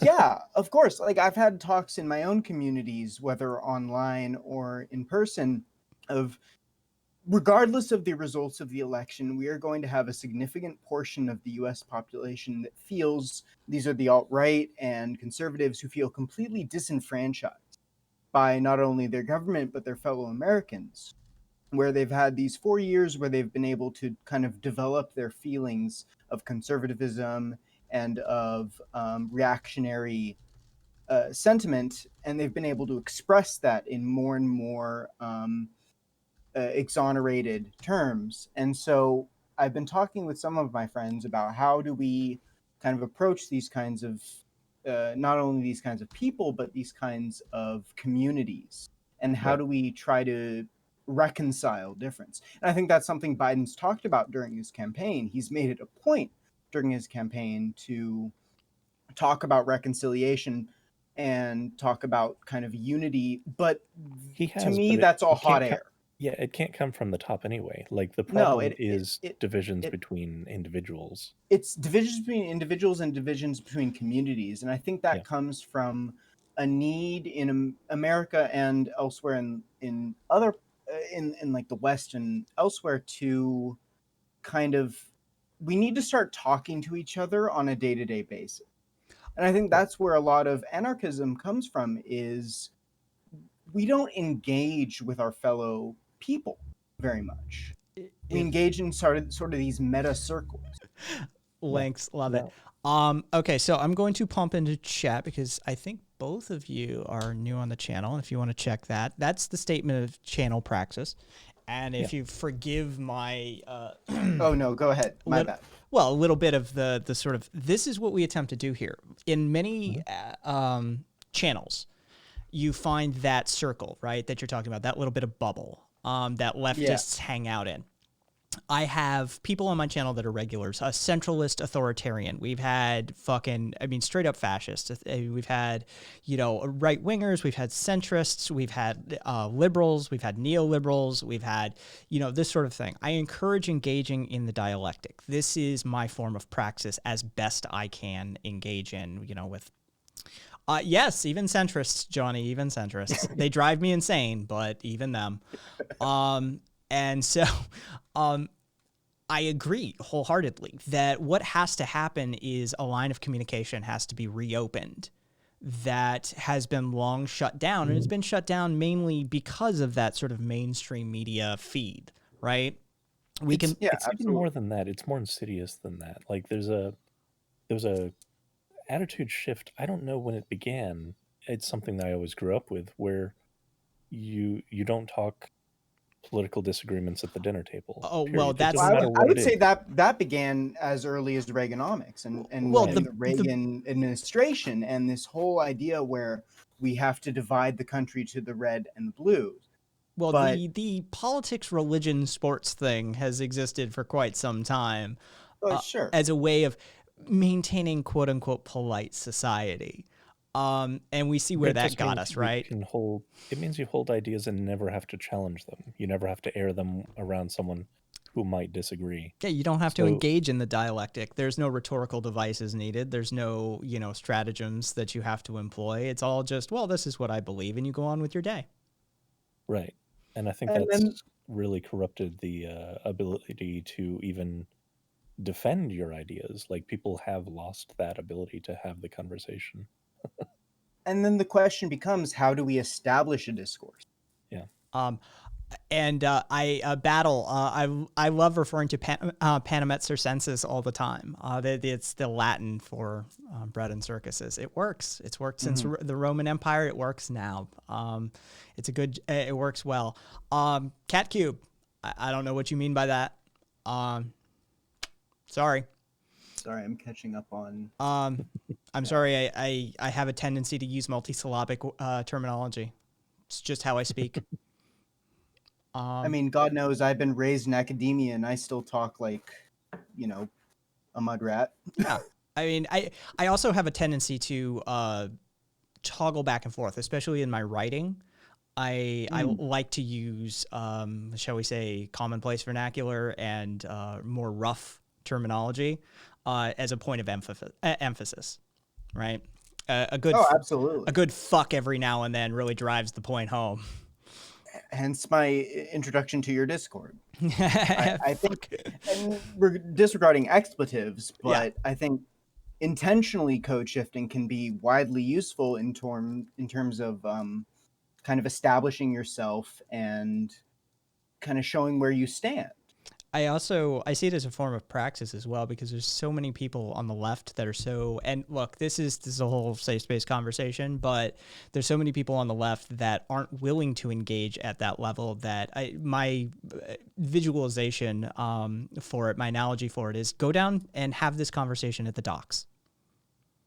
Right? Yeah. Like go down to some place that is quintessential blue collar worker and attempt to espouse praxis, attempt to talk to them and do it in this sort of soft touch way. And, you know, their manner of speech is going to not jive very well with yours. Well, I think you need to extend beyond whatever class you find yourself born into or raised into. You need to expand not only your personal knowledge, but also your ability to communicate with people from different class distinctions. Mm-hmm. And that becomes a major factor in how successful you are at getting your ideas across, because you gain so much perspective. Like I've worked in Colo Fields with people, because I'm originally from the mainland, and I was raised in New Mexico, and I was raised in essentially a bourgeoisie family, but I came to Hawaii and I started studying, and then I found this community of people where you get people who were raised on welfare, and I started talking to them and learning from them, and it really drove my desire to kind of come from this grassroots origin, and not only that, but learn from the people who are on the ground doing the things that I want to learn. If you look on your screen, Grumpy, it may be small on your phone. I don't know if you're on a phone or not, but when the speaker is speaking, you'll see a green circle around their name. Yeah. And I know Frankel just highlighted me. I don't know what. Yeah. There's another angle that I've been reading about, because as we've approached 2020, or the end of 2020, this is a question and a puzzle that's kind of rolled around in my head a lot, which is the how do you de-radicalize fascist question. And one thing which I don't expect to happen here, but is very common in countries which did have a major fascist takeover and had to walk back from that, without writing off all the population that supported it, is things like tribunals for the most egregious offenders. Mm-hmm. And, I don't expect to see people like Stephen Miller put up for his hand in what's happening at the border. Or wouldn't it be beautiful, though? It would be, but the thing is, like, through that process, they put on public display what people were kind of pretending they weren't supporting, but kind of knew. And it seemed that was very much a part of breaking people away from supporting that sort of ideology. And truth and reconciliation committees and processes are important in recovering from that sort of like civil war, genocide, fascistic government overtake, authoritarian government overtake, that sort of thing. I agree. It would be a beautiful thing if we could actually get that fucking done and, round up some of these ICE guys and make them tell what they did, round up some of these, literally, look, maybe we won't punish you. Maybe we're not going full Nuremberg trial here, but you need to own up to what you did in a public lay it out. Yeah, in a public square. And we need to demonstrate as a society, this shit right here, what this dude was talking about, no. You know? Yeah. And aren't we seeing a microcosm of that in the BLM movement, specifically with regards to the George Floyd protests, where it's the community trying to bring a certain select amount of individuals, the policemen who raided Breonna Taylor's home, and they're trying to bring them to justice. Were you here for the article? Yes, Okay. and that's what I'm about to bring up. Okay. The whole nonsense regarding that. That entire Because situation it is is nonsense. fucked. It is absolutely nonsense. And you were right earlier to say it's been happening for a long time. Oh. This is not new. It is just that it's being more put into the media because BLM has become vogue, right? I have an entire episode, a scripted. Hey, thank you. I have an entire scripted episode from my podcast days of the origins of and problems with policing, and diving into that. And it's, I mean, the elevator version of it is the North. It was split into two different groups. The North had the metropolitan policing departments that were largely funded by the business interests, the industrialists, and they were generally called the Big Stick. They were funded, built, operated, and owned by these business interests. And anytime there was a workers' uprising or a unionization, they called them in to break them up. And then there was the Deep South that had the slave patrols that operated as in a de facto terror organization, rounding up black people and murdering them when necessary. And then this tradition follows all the way through into sharecropping, into segregated society through the 13th Amendment allowed mass industrial prison complex setup, and the 90s crime bill, and the mass incarceration that results of that. So there's this unbroken thread that follows all the way through all of this, of oppression and criminalization and demonization and terrorization of minority and working class groups, and the police were used for that. Everything you've mentioned until now is just before Jim Crow. Mm-hmm. Oh yeah, like this is all and that kind of diverges into a conversation of education. Like the majority of U.S. students educated today don't know any of this shit. They just learn Jim Crow. And they learned Jim Crow to 2020. Somebody just got banned. Yeah, I've been seeing a lot of that. Dude, you should have been here on Monday. Oh, really? We literally, I deemed it Monday of the Chuds. It was epic. It's COVID. I don't know what fucking day it is. Exactly. About a year ago, something like that. I don't know. Time's a little iffy right now. So yeah, no, there's sort of, and I don't know who got fucking timed out for it. They kept asking like, is looting fair? Look, the one that's a conflation of two different topics and a bad faith argument to boot. But it is a naturalistic byproduct of the oppression that we're talking about. It is looting, riots, and general disruption of society has been found coinciding with any major upheaval in rights movements, whether we're talking about the American Revolution, whether we're talking about labor movements of the late 1800s to early 1900s, whether we're talking about women's suffrage movements, whether we're talking about the civil rights movements. These things coincide with one another. And to ask that question, again, is bad faith argumentation and also shows an ignorance of general history. Yeah. Absolutely. It's the end result of when expressing grievances through peaceful means is completely ignored. At some point, you have to shout louder, and the way you shout louder to reach the capitalist class is to hit them in the wallet. Yep, you got to burn some shit, Yeah, and which absolutely. I don't. What you do. I do not advocate for. But I neither repudiate nor denounce it either. I see it as a naturalistic phenomenon. It's just like the sun rising and the sun setting. You oppress a people long enough, some shit happens. I also In want to layman's touch on terms, something that to make an omelet, you got to break a few eggs. Yeah. I also want to touch on something that someone was saying in chat earlier, which is Yeah. this is not about past grievances. It is not just about what was done to ancestors. It is about continued existing infrastructure which oppresses a group of people.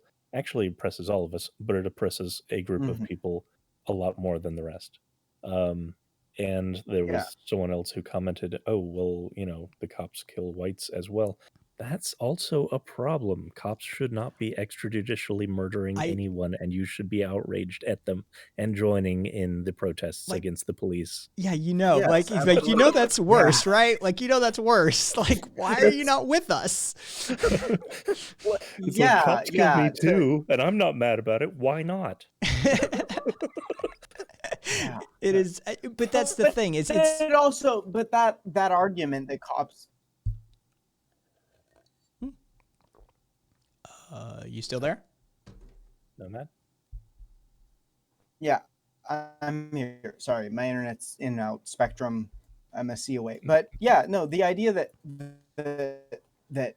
cops kill whites too, therefore we should disregard Black Lives Lost, ignores the problem at hand, which is the insurmountably more amount of, or statistically more probability that Black lives will be lost due to police brutality, right? Yeah. And racialization of police violence and of state violence goes back, like you said, to the beginning of American history. Yeah. And I think it's that disconnect that the majority populace has of the history of our country that reflects modern politics and modern discourse. I mean, this is the thing. A conversation about sheriffs and deputies is a whole different thing, but metropolitan police forces in America have, since their founding, been, shall we say, problematic. Sorry, Mitra. Do I believe in free will? Wait, did someone ask that? Yes. If you don't mind me. Okay, go, jumping in Frankel. here. The question was posed, is there ever any justifiable reason for the police to kill someone? And in my opinion, no. Their job is to safely transport someone who is suspected of a crime to a trial where they can be judged for guilt or innocence by a jury of their peers. If they fail in that duty, they have failed to fulfill their only function. If the suspect dies in the course of that, the cop has failed in his only function and the system isn't working. Battle. I will answer your question when you ask your very obvious follow-up to when I answer. You think I don't? Dude, I've been hosting live streams and podcasts and shit and debating random people for Jesus, 20 plus years. I need to scroll up. I know a bait question when I see one. So go ahead and ask your follow-up question. So He just keeps asking free will over and over? Yeah. Is that what I'm getting? Yeah. So okay. Well, okay, so Chad, I will address that directly. So the police shouldn't even take out a school shooter to prevent more deaths. They haven't. Okay. Right. So that's never happened. Yeah, they really haven't. There has not been one mass school shooting that's been prevented by the police thus far. Cops don't prevent crime; they respond to it. And I would took it to the Supreme Court to prove that very thing. They are legally not responsible to protect and serve. They are there to respond and document. They argued that before the Supreme Court. And protect private property. And even before that, like before we can get to the whole argument on philosophical should they, shouldn't they debates, we need to address what does the police do in America, how are they structured, and where does it align with what the public wants or what the public should want. And then you can have the argument of how should the police force be structured? Should there be a police force? How should they be funded? So on and so forth. In addition to that, how many non-lethal options are offered to the cops that they do not try first? Like that's they have tons of options available to them. They have been given constantly new options, whether it be tear gas, whether it be LRAD, whether it be tasers. These do not get deployed typically before a firearm. Yeah, I wouldn't let them have an LRAD either, due to the permanent neurological damage that they cause. I agree. I'm just bringing these up as options that are on the table before taking out someone's life. And for those of you new to the channel, I come from my stepfather was a judge. I have FBI, military. I have all sorts of in my family. An FFL, federal firearms license, as a stepfather as well. I have been entrenched and in schooled. I have taught firearms classes. I've done safety classes. My mom was tapped for the Olympic shooting team at one point in her life. I am steeped in firearms culture, and I can tell you for a fact that police are some of the worst gun handlers and firearms handlers in our country. They're a joke, generally speaking, in private firearms circles. When you get the gun nut group together, they crack jokes about cops. The cops shoot themselves in the foot, they shoot themselves in the dick, they shoot themselves in the thigh, they shoot each other all the time. And they spend basically no time on the range. We were just looking at a Philadelphia shooting the other day. Joe and I were, German, one of the community members, and they fired 7 rounds each across 3 different people. 2 rounds hit. I just want to address Chad the Alpha Male. You were saying, I think you were attributing something Frankel said to what something Proudly said, and he did not say what you are claiming. I just want to make that clear. I actually do agree they should not shoot live rounds at an active violent criminal. I think should deploy any other means to detain them. The goal should be detaining. And you are well within your right to say that. I just wanted to make clear. You want to see chat? You want to see chat lose their minds? Yeah. Watch this. Okay, go ahead. I personally feel cops shouldn't have guns and that every citizen should. I generally agree with that. I think we should disarm the police and arm the populace. I will also point out that there are other countries that have no guns on their cops, and those cops are able to take down suspects that are involved in violent crime up to and including when they are armed with a firearm. They do this, and we don't. Are our cops that inferior? Is that the argument? Yeah.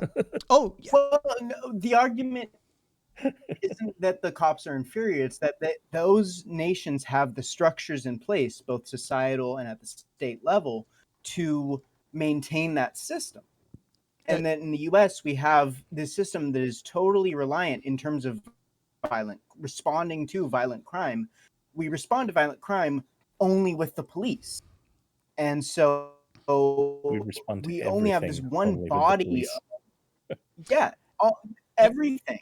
And I mean, with violent crime, with nonviolent crime, with drug use, with mental health issues, and with loitering, and somebody all of this who, go ahead. As somebody who's seen the inside of academy training, I can tell you the phenomenon of the rise of the warrior cop is in no small part to blame. The training exercises that they put them through, the rhetoric that they pump into their head over and over again. One of the most common things that's taught to a new academy recruit is this sort of rhetorical device that's used by trainers. Is that, do you want to go home at the end of your shift? Do you want to see your family again? Don't hesitate. And then they show them a video of a cop hesitating and getting shot. And then they go back to it again. If you hesitate, you die. And then they do range training. and they teach them to fire their weapon unhesitatingly. See the target, shoot. See the target, shoot. See the target, shoot. You see this creep up over and over in like the Texas incident where the young man was in his backyard playing with toy guns with his friends, and the cop runs up and in under a second, he puts his weapon through the crack in the fence and says, "Drop your weapon," pop, pop, pop, pop, and shoots a little kid. Mm-hmm. That lack of hesitation is drilled into them at the academy. They are taught to pull that trigger, or else you'll never see your wife and kids again. You'll never see your parents again. It is part of their training. But in addition to that, the fact that they exist and are constantly armed and are constantly escalating to violence actually increases the likelihood of them being injured on the job, because people fear for their life and will respond in self-defense. Like, people will trigger a fight or flight defense when they have two cops aiming guns at them and screaming conflicting orders at them. And you can't blame them for that. Like Daniel Shaver. Right. Who the cop who executed him had "you're fucked" carved, engraved on his, I believe it was the slide cover of his AR-15. Mm-hmm. So yeah, no, the police, look, we should be addressing the poverty issue, the education issue. Like, you want to address crime, fine. Start where the problem starts, right? Start the argument where it fucking starts. What's the number one corollary for crime? The number one corollary is going to be poverty. Yep. So address the poverty issue first, but that means we have to address the capitalism issue first. And, you know, this is not something most Western societies are prepared to deal with, especially the UK and the US. Canada as well has to be name checked in there. So we have to deal with the poverty issue. Then you have you have to deal with the mental health issue and the first responder issue, right? We need to, like, the first group there does not need to be the fucking cops most of the time. And to their credit, some cities are starting to, maybe it's just they're doing this but it could be that they're doing this because they're finally realizing it. But cities like San Francisco, who are now delegating funds towards funding these whole conglomerates of first responders, where mental health experts and paramedics to respond to nonviolent 911 calls. And that could be a step in the right direction, but it eventually leads to defunding the police. Well, and a reallocation of funds. Let's just call it that, because fucking the right wingers get twitchy, right? It's a reallocation of funds. Use that euphemistic language against them. Oh, I don't care if I get the right winger. Well, I mean, but ultimately we are in a battle of the dialectic. It is a battle of rhetorical devices, so to speak. And, you know, if you can win a couple Bible thumpers over by using some euphemistic language, then fuck it, why not? But I've managed to get a few chuds on board with Medicare for All just by not calling it that. Yeah. Yeah. Oh, yeah. I use a Costco and Sam's Club analogy all the time. It's just wholesale purchasing. Like, you know, as a business owner, you know, I've had a few of those. Like, I'm a business owner, or I run a business of this size. It's like, oh, do you buy retail or do you buy wholesale? Like, this is, you know, it's just wholesale purchasing. Absolutely. But on the point of first responders, we can turn to... There are ways you can change the dialectic. Oh, yeah. Well, on the point of first responders, we can look to somebody like the UK, who does have specialized units for that, you know, specialized response units for that sort of, you know, non-violent emergency call. And... so, I mean, there's progress to be made in all of those arenas. We need to end the 1033 program entirely. For those of you not familiar with the 1033 program, this is the militarization of the police. It's sort of a hand-me-down system from the military. This is how they got all their fucking tanks. And yes, they're not technically tanks. They're armored personnel carriers and MRAPs to a certain degree, blah, blah, blah, blah, blah, technical terminology. They're fucking SWAT tanks. Exists. Yeah. So, you know, this is how they ended up with all that militarized gear, is the 1033 program. So we need to end the 1033 program. We need to reallocate funds. We need to set up mental health care, and we need to address the poverty issue. And this will all deal with a huge amount. It will resolve a huge amount of crime in wherever you're talking about. And then, let's deal with the whole pipeline to prison bullshit. Yeah. Yeah, crime is born out of desperation. Desperation is born out of capitalism. Absolutely. Yeah. You address poverty, you address crime. But how do we as leftists, as anarchists, as those who are working towards a better society put this issue forward towards our more conservative constituents and allies and people we know?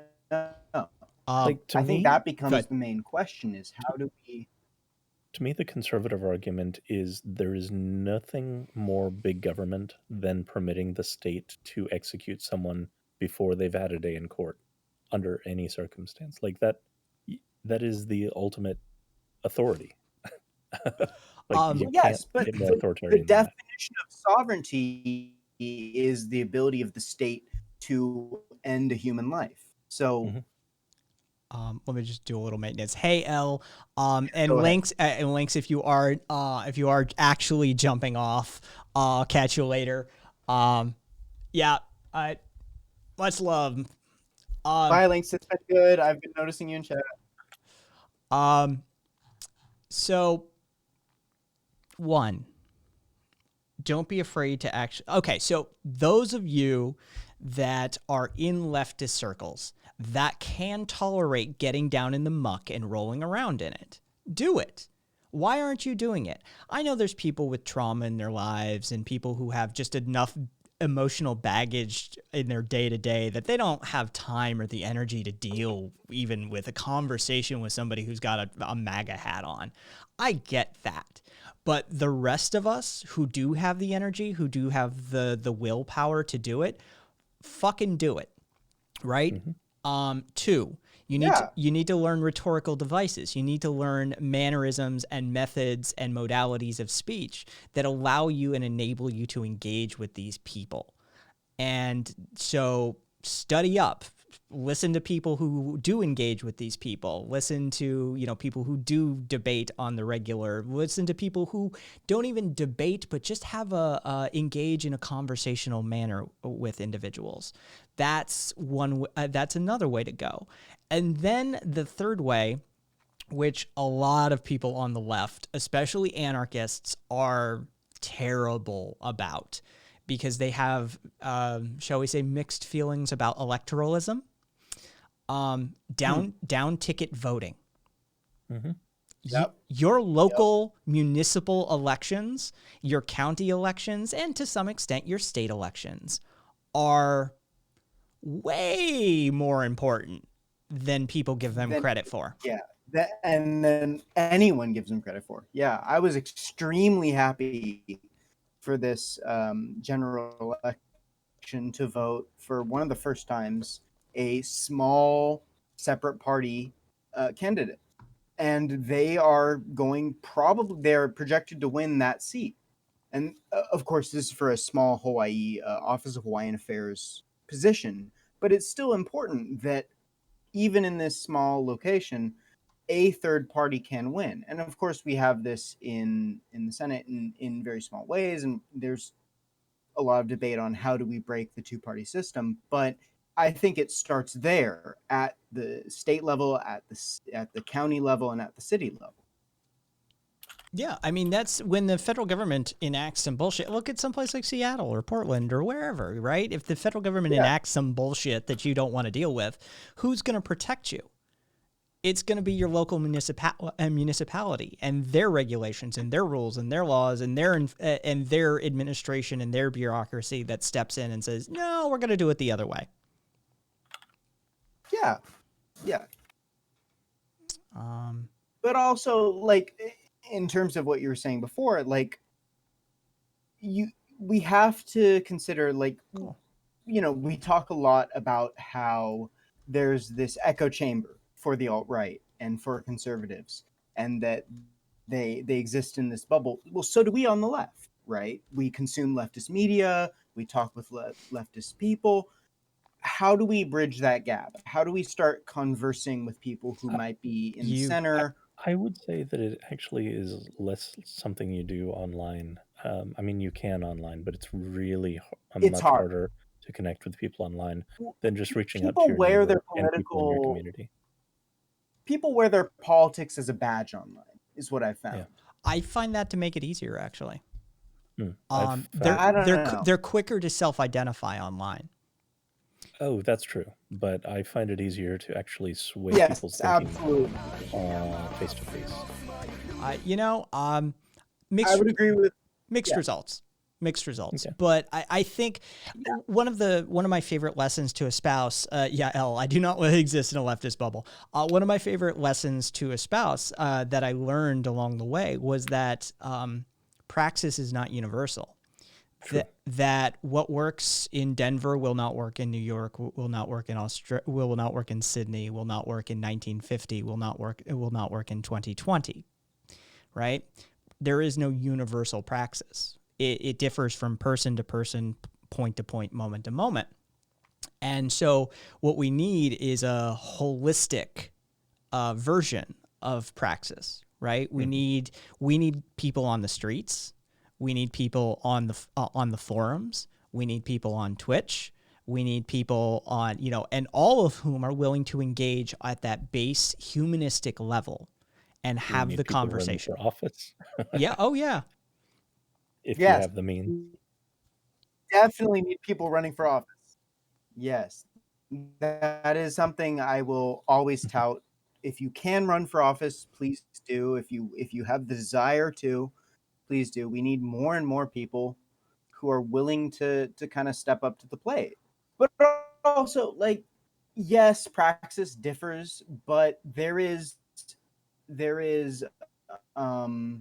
merit in engaging with whatever your community happens to be. And that might be geographic, and that might be online, and that might be within whatever circle you happen to exist in. But I think it comes down to saying your say in a certain demographic and then reading the room and then being able to kind of formulate a response in that scenario. What do you think? I mean, there's a certain level of education and skill set that based in that some people aren't going to have the grounding in, right? I mean, I have drama and speech and debate and contemporary issues in my back pocket. So I'm comfortable with an audience. I'm comfortable espousing my ideas on the fly. I'm comfortable improving. But I think there comes a point where people just need to stand up for their ideals and be willing to voice them, right? A lot of people feel oppressed, both on the right and the left. I'm going to speak universally here, that people are afraid due to a variety of consequences to speak their mind. And that has gotten us in a very bad place as a society. And we need to start educating one another. We need to start sharing experiences because let's face it, that's that's exactly what I'm talking about is the communicative aspects of that. Being able to share stories. Yeah. And I mean, I come from a bougie ass family, but hey, thank you. Thank you, Fraggle. I come from a bougie ass family, but all my friends growing up were like blue collar, working class, like working poor families, right? So we shared that knowledge. We shared that experience. I have my boyfriend is black. And so I hear about all those experiences growing up and what that shit's like growing up in the inner city and how treatment by the authorities is not exactly equitable, shall we say. And, so, that sort of shared knowledge has to become a point of, pride almost. Like, hey, like I had some fucked up shit happen to me and you guys need to know about it.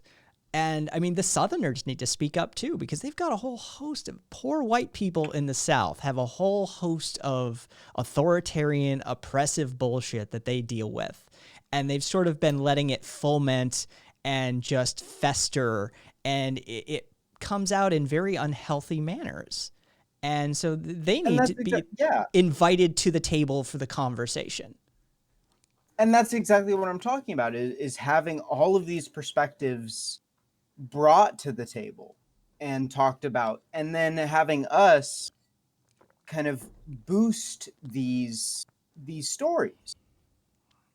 I will admit, I come from an academic background. I have a degree in anthropology, and so my bias is to promote story and promote people giving their perspectives honestly. And whenever you see these stories, they speak for themselves in a way. I want to jump topics if y'all don't mind. Of course. A question was posed: is it a mental illness? My friend's a fascist. Is this a mental illness? And the sad answer is no. And I say that's a sad answer because It would if be it were, easier if it were. it could be diagnosed, it could be understood, maybe Mhm. treated. It is none of those things. It is the human capacity to rationalize evil in a framing that makes one believe it is a just thing. Yes. To elaborate on that, this is a segment that I just did last night about the genocide of indigenous people here in the United States and the boarding school project. It was born out of what was believed was a good idea. It was this concept that someone had that these people are savages and we will enlighten them by bringing their children Naturalized, out of if I remember the term correctly from the Pueblos. They use the term integrate and assimilate. Yeah. And so they would bring them out of their families forcibly and put them up in boarding schools where they would be ripped of their identities and effectively culturally erased. And I bring that up as a example because everyone at every step of that had whatever their piece was, whatever the part that they understood was, they had their own internal rationalizations that it was a good idea. It was a trash idea. It was a morally wrong idea. But it's I'm not saying this like as a defense of fascism or fascist thinking, but it's important to not dismiss it as a mental illness or a psychosis because it is they're humans. They are people just like you and me, and they are just down a very dark line of thinking, and they have a lot of sunken cost fallacy in that thinking because if at any point they question it, they have to question if they had a hand in doing a lot of really dark shit, and they don't want to accept that. They don't want to confront that mirror. Sorry for the No. there, but- Have you? No, you're fine. Have you ever? You touched on some very good points. Have you encountered Lost Sioux? Lost Sioux. Sioux is in the tribe. Yeah. He's a Lakota Sioux from Canada who was Not personally, but you might want to check out his channel and go have a conversation with him because he tells a firsthand account of that story. I would love to. Somebody shout out Lost Sioux in chat for me, please. Thank you. I think I've lurked there. But. He was ripped from his birth parents when he was literally a baby. They put him in care and he developed pneumonia. He has lifetime disability from the scarring to his lungs. The adoptive family that they put him with was physically, emotionally, and sexually abusive. When he finally stood up for himself, the RCMP didn't believe him and they criminalized his behavior and threw him into the criminal system. And he ended up, joining a motorcycle gang for some sense of fraternal brotherhood, some sense of family as a result of this. And, he's got all sorts of stories having to do with, and then the rediscovery of his native roots and his cultural ties and how that uplifted him and pulled him out of his downward spiral. I think you have a lot of productive conversations with him. I apologize for that, Ellie. I didn't mean to. I didn't mean to conflate those two things. There were two different concepts there. So some people try to say that fascism is a mental illness, and some people try to say that fascists are subhuman. I just rolled the two ideas together. I didn't mean to conflate them simultaneously. So I apologize for that. Yeah, and I can understand where you're coming from too. In this I think we conflate the two because we have a tendency in the West to over pathologize anything and any kind of mental fortitude of leaning tendency. I don't know. Probably. What do you think? I'm just recalling the psychologist who interviewed all the Nazis at Nuremberg, and yeah, he, his judgment was the nearest he could get to the root to what evil was a lack of empathy. Or you can even go as recently as the Stanford trials, the Stanford experiment. There was problems with that one. Yes, absolutely. But the idea that evil can arise anywhere, given the right circumstances. It's, look, every human being is capable of great good and great evil. There's no such thing as an innate evil that exists out there in the wild, right? Like, there is no Satan to possess you and make you do evil things. Human beings are capable and have the capacity for the entire spectrum. It just takes the right set of parameters. It takes the right set of experiences. It takes the right set of triggers. And sure, some people are at different places in that spectrum, and it takes less to push them in one direction or another. But ultimately, human beings have long proven themselves capable of committing the worst atrocities and of the greatest altruism. So generally, yeah, I don't like to look at most people in that sort of black and white light. I think most of them are in that gradation area. But, occasionally you come across one or two that you're like, oh no, they're fucked. They're broken. Like, well, but even then, they're just at the extremes. I wouldn't say they're broken. I would just say that they exist at the parameter. Well, I mean, I think once you hit once, I think there's an area on both those sides. You're like, Well, yeah, every society has its McConnell, but. Oh man, my worst thoughts are reserved for that piece of shit. I swear to God, he drives me insane. Absolutely. No, most of my 2020 depression has been focused on him. And sorry, I'm only muting my mic because I have cars and people with dogs outside. So yeah, where are you? What time zone are you? So I live in downtown Honolulu. Okay. It is currently 10:54 p.m. Ah, all right. And we have people coming from work. We have people going to work. It's an eclectic neighborhood. Yeah, take it down a notch, Al. Like it clearly wasn't intended that way.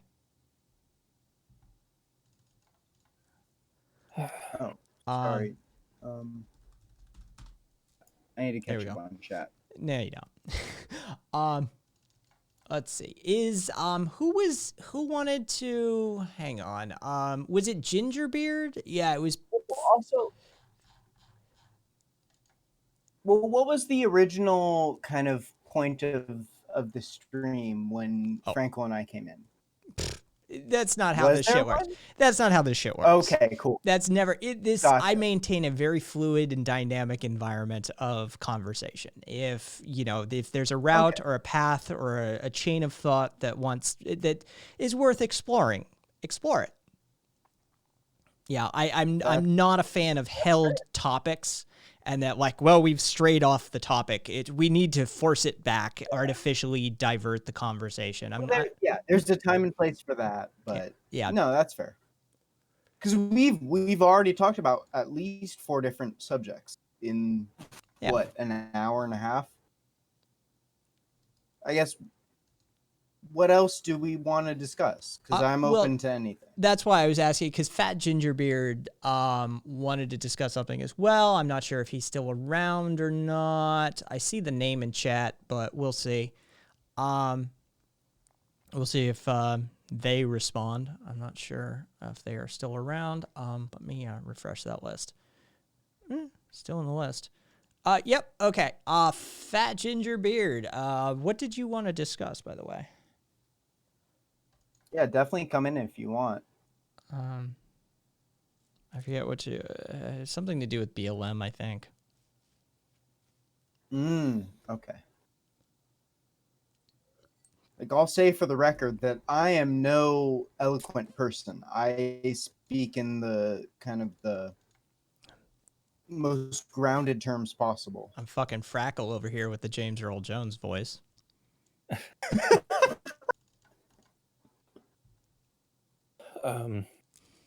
Just Yeah, just I don't see- make my pigeon come out, because then it won't end well. To belabor it, because I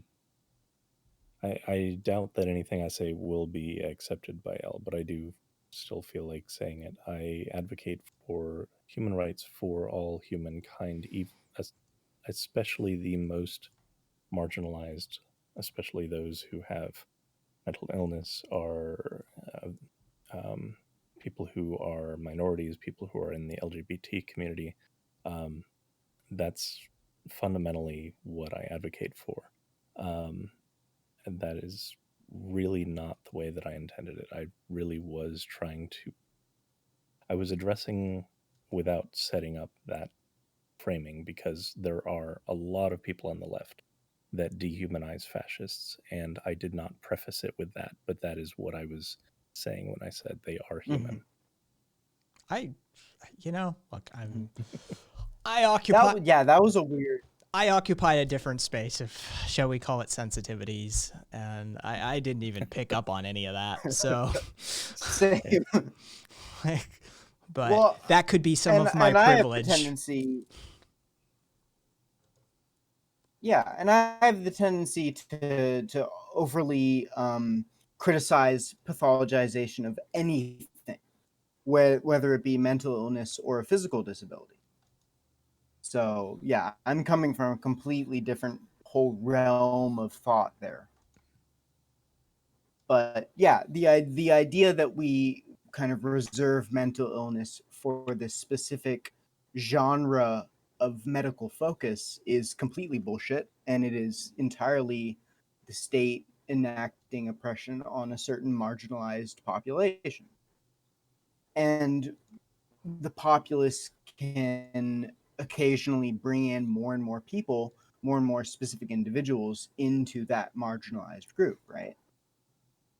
And I don't think, Frankel, that's what you were doing there. I think you were addressing the tendency for leftists to label the those who are fascist and those who are alt-right and those who are, so-and-so Proud Boys, to label them as being let's mentally put it ill. out there. The words that I've heard used are that they're subhuman, that they're degenerates, that they are monsters, and yeah.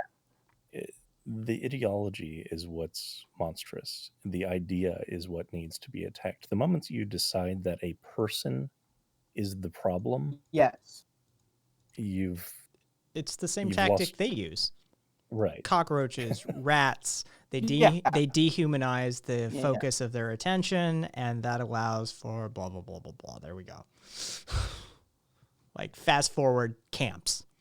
And so, and so the general dehumanization of fellow human beings, utilizing that pathological language, is what I believe Frackle was attempting to back away from. Yes. Absolutely. You criticize the ideology, not the person. Always. Well, once they take action, I'm gonna criticize the fuck out of that person. Okay, fair. Okay, fair. You can espouse whatever ideology you want. We'll have words. Once you pull the trigger, now we're in a new realm. Yeah. On that note, I'm gonna call it a night here. And then they'll still say we're in the marketplace of ideas, right? Yeah, I know, right? Frackle, it has been lovely speaking with you. Do you said you were doing a whole thing? Do you have your own channel? Is it under Frackle? Yeah, I stream once a night on Wednesday nights. I do a split segment, so I do a few hours of gaming, followed by 3 to 4 hours of current events and political talk. And it's also kind of unstructured like this. Nice. Though sometimes I do try to prepare a segment. So I've done breakdowns of like the James Baldwin interview and comparing the fact that the conversations that they were having in the civil rights era are almost word for word. Like you change out a few phrases, identical to the conversations that we're having today. Such as, oh, well, how do you justify looting? And things like that. It's the same questions that were asked in the 60s. We've had an analysis of the United Nations Universal Declaration of Human Rights and breaking down all of the ways that we are in violation of it. It's actually more expansive than I ever realized. You only hear about human rights for things like torture, but things like having access to clothing, food, shelter, healthcare is a human right. Anytime I have to talk about genocide, I have to break down a whole bunch of treaties and legalese for people and be like, okay, do you realize it means more than you think it means? Yeah. So, yeah, we do good stuff, I think. We try to talk about a lot of different stuff. And everybody be warned, he's a Crusader Kings player, so he's a little weird anyway. Lately, I've been on Hades. But yeah, I see you streamed Hades yesterday. Yeah, thanks for swinging by. It's really nice to meet you. Good meeting you. Yeah, I'll swing by one of the Wednesday streams.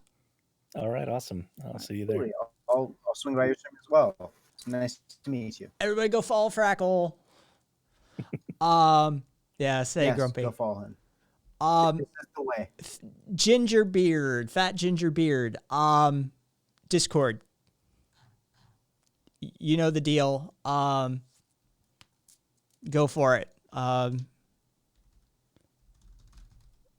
help you out with the link. There you go. If you want to jump on air, I'll bring you on air. So downtown Honolulu, right? Yes, sir. I will be on as long as my voice holds. One of the problems. Sounds good. One of the problems with small fiber neuropathy is it affects all of your sensory nerves, right? And people forget how many sensory nerves they have in their throat. And so, yeah. Like most of them. Hands and face are actually, problematic. Yep. Ginger. Hey, what's up? There we go. Adjust that a little. Let's see. Could you put your mic to push to talk, maybe? Yeah, give me a sec. You just have a fair amount of background noise. Yeah.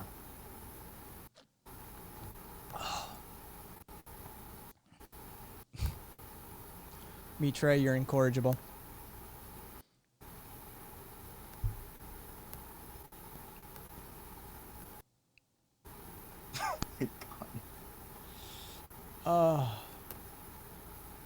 So while we do this, yeah, Mitre is a Mitre.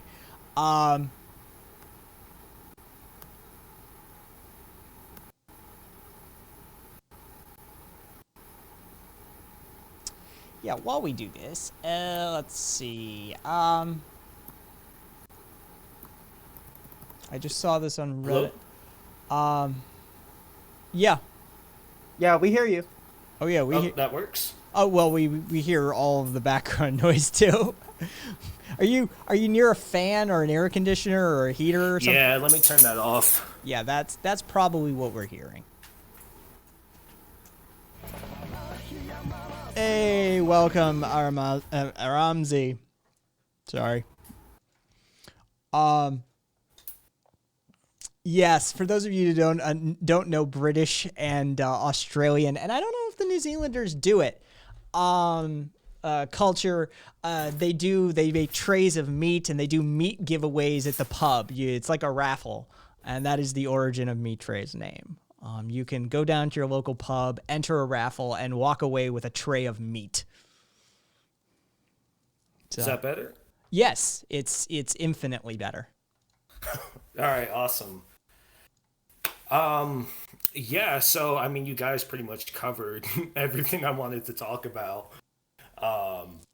But mostly what I wanted to discuss was I was protesting over the summer here in Las Vegas during the George Floyd protests. That's right. Okay, now it's clicking from the other day. All right, one of my fellow Vegas residents. Yeah, man. Local or native? No, I'm from New Jersey originally. All right, yeah, the natives are a little weird. Continue. Sorry. So, but yeah. So, I just felt like I had seen a lot of the police violence that was going on, and just felt like it wasn't enough for me just to sit at home.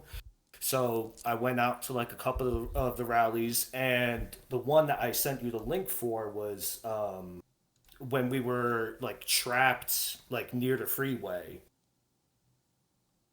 Yeah, I went out. I was still podcasting then. I hadn't switched to Twitch yet. Okay. And I went out for the first one. Yeah.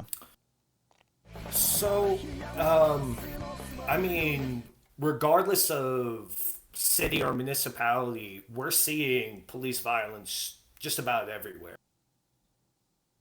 I would argue that it's a fairly universal phenomenon. Sure. And so, but I had never like been politically active prior to this. So my first interaction, I was just assuming like, yeah, there shouldn't be any problems, right? And then there was a lot of problems. I mean, how long have you lived in Vegas? Since 2012. Okay, so I mean, you weren't here for the heyday of Metro, but Right. once upon a time they had the highest officer-involved shooting rate in the country. Yeah, I looked into that. They have an entire department dedicated to dragging a shooting victim's name through the mud after they shoot them. They have policies that are just fucking brutally terrible. And they get away with it because, you know, the casinos and they have a whole fucking relationship, and this city is run by the casinos. Absolutely. So yeah, that amuses me that you're like, oh, it shouldn't be that big of a problem. It's just Metro. Like, well, you think, right, like until you're met head on with this type of brutality, you think, well, we're just marching, right? Like it's no big deal. And then you're disrupting the status. You're disrupting the status quo, and the function of the police department is to maintain the status quo. Mm-hmm. Absolutely. Protect capital, all of that, right? And then I was just like, this is something's fundamentally wrong. And so what I ended up doing was I contacted Governor Sisolak's office and I was like, you know, I don't know what your position is in all of this, but this isn't right. You can't, because what they ended up doing was they kettled us. So for anyone who's not familiar, the police essentially like funnel you down a side street and they block you in. My first experience with kettling was during Occupy. Okay. Let's see what we got. Okay. Nomad. Sure. You could stay, you could go. If you feel like going, Yeah. Feel free. Well, I've never lived in Las Vegas. I don't have you ever much marched? knowledge of the area, so it feels like you guys will. Yes, I have marched, but here in Hawaii. Well, so if you feel like that's pertinent, then yeah. I mean, this is a fairly universal phenomenon when dealing with police. The kettling tactic has the kettling tactic has been around for quite some time now. Yeah, I organized for Occupy back in the day. I still have some fucking vinyl left from making signs even. But I mean, yeah, my health isn't where it could be to be out there for George Floyd as much as, you know, the BLM protests of today. But I do adore that you learned your lesson quickly about the Metropolitan Police Department of Las Vegas. It was horrific, like triggering. Like I had, I was having nightmares about it. It was awful. Yeah. You guys in chat are fine. You guys in chat are fine. And yes, it triggers an innate fight or flight response. It leaves an impact on the amygdala. You can have long-term ramifications as a result of experiencing that, because it is very much like being cornered by a pack of rabid dogs. Absolutely. You fear for your life, and there's very little that you can do in that situation. So you feel powerless. You feel stripped of all self-agency in the face of potential harm. Yeah. I would just say that you rely on those who are immediately around you. Like I remember during the Mauna Kea protests, we were up there on the Mauna, and we had the National Guard come in, and they were encroaching upon us, and you kind of just look to your person to your left and to your right, and you're just like, all right, I hope to see these two people next to me in 10 minutes from now. Yeah. It's well no amount of like so I'm a member of DSA. I organized with DSA. We had reached out to some BLM groups here in Las Vegas.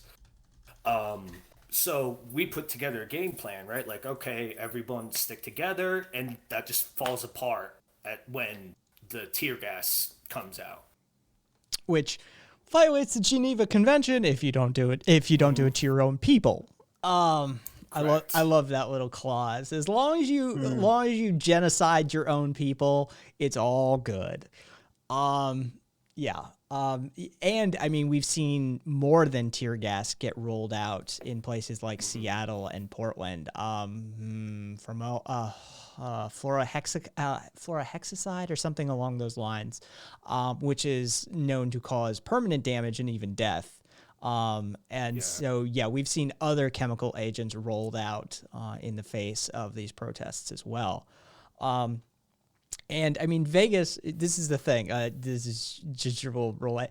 Vegas manages to fly under the radar on a lot of shit, right? Like things that gets other cities a lot of heat and press.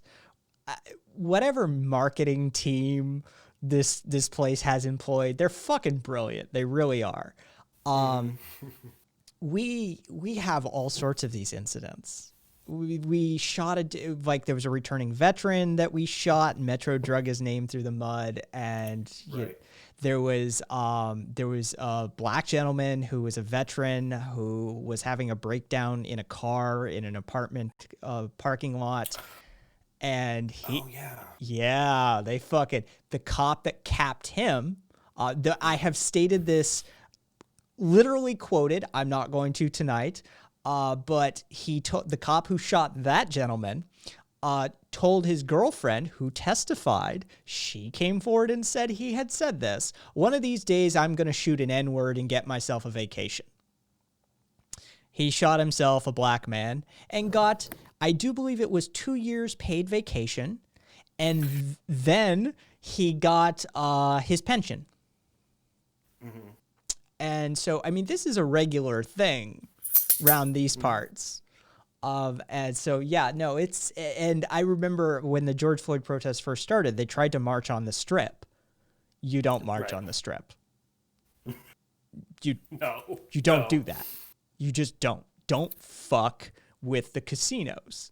You want to know how to get Metro pissed off at you real fast? Fuck with the casinos. And so after we had been, like I said, kettled, I had contacted the office of Governor Sisolak, and I let him know, like, I don't know what your plan is, but this needs to stop. And they rerouted me to the sheriff's office. So, yeah, oh yeah, of course, like of course, and I mean, there's been so much shit fuckery with the sheriff's department in this valley over the years that it's like it's a joke. But Ginger here saying that, you know, like they routed me to the sheriff's department, that's basically the governor's office saying, go fuck yourself. Yeah, go fuck yourself. Yeah. And after that, so I was like, okay, well, what else can I do? So I you had mentioned the protest on the Strip, and we were marching down the Strip, and Metro was there. I've never seen them respond so quickly. They wouldn't respond as quickly if you invaded their own substations. It was just a line of cop cars up and down the Strip. I was blown away. Yeah, if I remember correctly, a couple of MRAPs, two or three full deployments of SWAT teams. Yeah, they don't fuck up. They don't fuck around. You march on the Strip and see what happens. I think you'd have an easier time getting into the White House, quite frankly. I really do. Cypher Co. Cypher KO or Cypher Co 101. The deal with Corbin, look, I'm not, and yeah, right, if you're in chat and you happen to know more details being, you know, on the island, as it were, the deal with Corbin is that he was suspended from the Labor Party, basically pending investigation having to do with the charges of anti-Semitism under his leadership. I've heard a variety of opinions and positions on this one, from, you know, valid concern to establishment Labor Party. Thank you, Doran. To establishment Labor Party, shall we say, political professionals, as it were, attempting to undermine his leadership, since he's attempting to pull them further to the left and try and talk about more of the, you know, workers' rights and working class sort of traditional labor talking points. As a non-local, I have, you know, very little firsthand experience or knowledge in this arena. So if there's anybody from Britain who has an opinion on this, I'd love to hear it. I know Yeah Right is a British national, so maybe she could fill us in more on that one. But yeah, that's as far as I know as to what's going on with Corbin. Is that, you know, he refused to accept the findings of some commission, and that sort of was the prompting for his removal from as the head of the Labor Party. There have been accusations of anti-Semitism towards the Labor Party under his leadership for some time now. Whether they hold water or not isn't really my purview or my expertise. So I hope that covers it as best as I can as somebody living in Las Vegas talking about a British political issue. Have you continued to Nomad?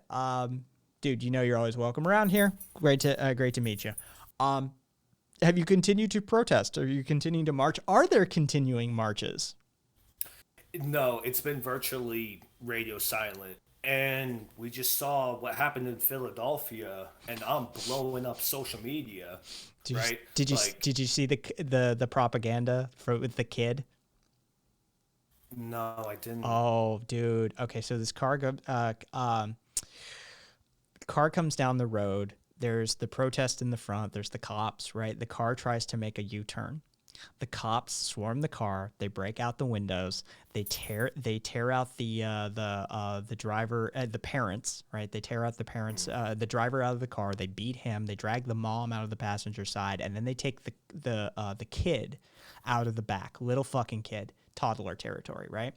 Then the National Fraternal Brotherhood of Police, fucking police union folks, post a photo of the woman cop holding the child, saying, "We just found this child walking around barefoot in the middle of a riot, and we're not all against you," that sort of thing. And people are like, "We have video of you taking that child from that car, you psycho fucks." Wow. Yeah. Unbelievable. Yeah, it was that was one of the latest ones to come out of Philly. Nightman. So Philadelphia also had the housing group that used direct action to manage to force the city to hand over a bunch of vacant city-owned homes to house houseless people. I'm in that Carlin camp. Homeless doesn't work for most people's psyches because home is an ethereal concept. These people need houses, motherfucker. They don't need homes. Right. You know, so yeah, a group of direct action activists fucking like squatted the houses and for months and months and months, and finally forced the city to they were vacant city-owned residences, and they forced them into the position of actually signing them over to a trust, and so they can use them for housing the houseless. That's amazing. And so we actually saw that happen here in the Valley. I'm sure you're familiar with the ordinance with the homeless camps. This fucking city. Yeah. And so there's it's somewhere downtown, I'm not sure, but there was a homeless camp.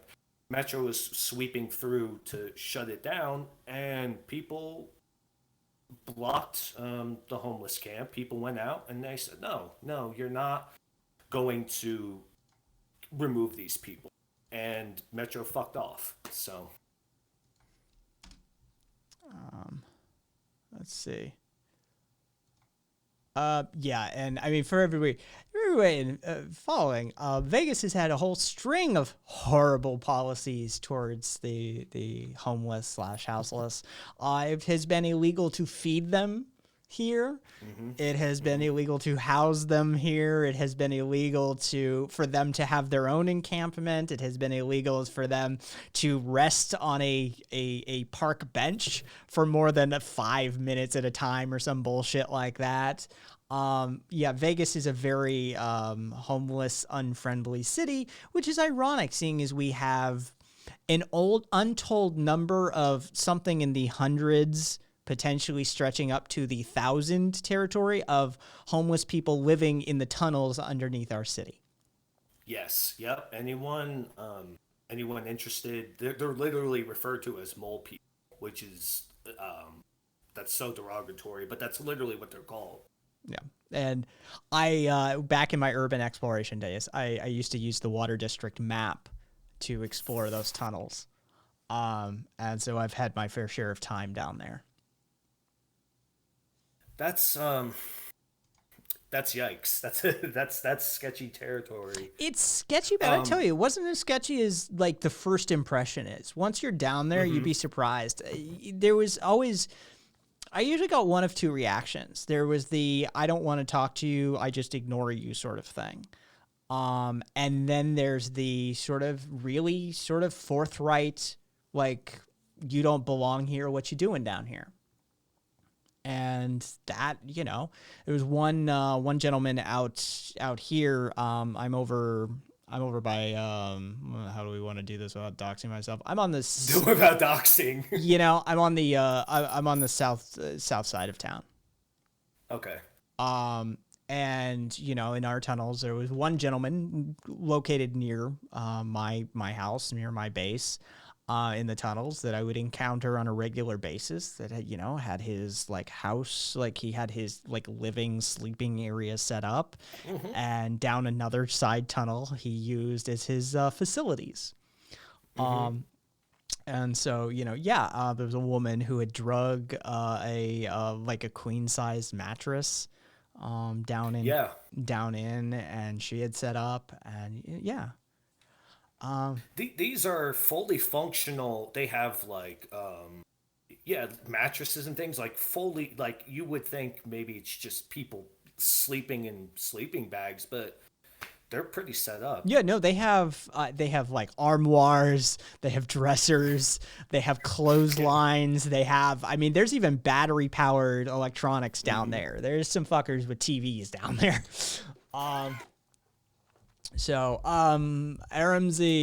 Ramsey, I'm Dutch, but lived in the UK for a while and have been following this.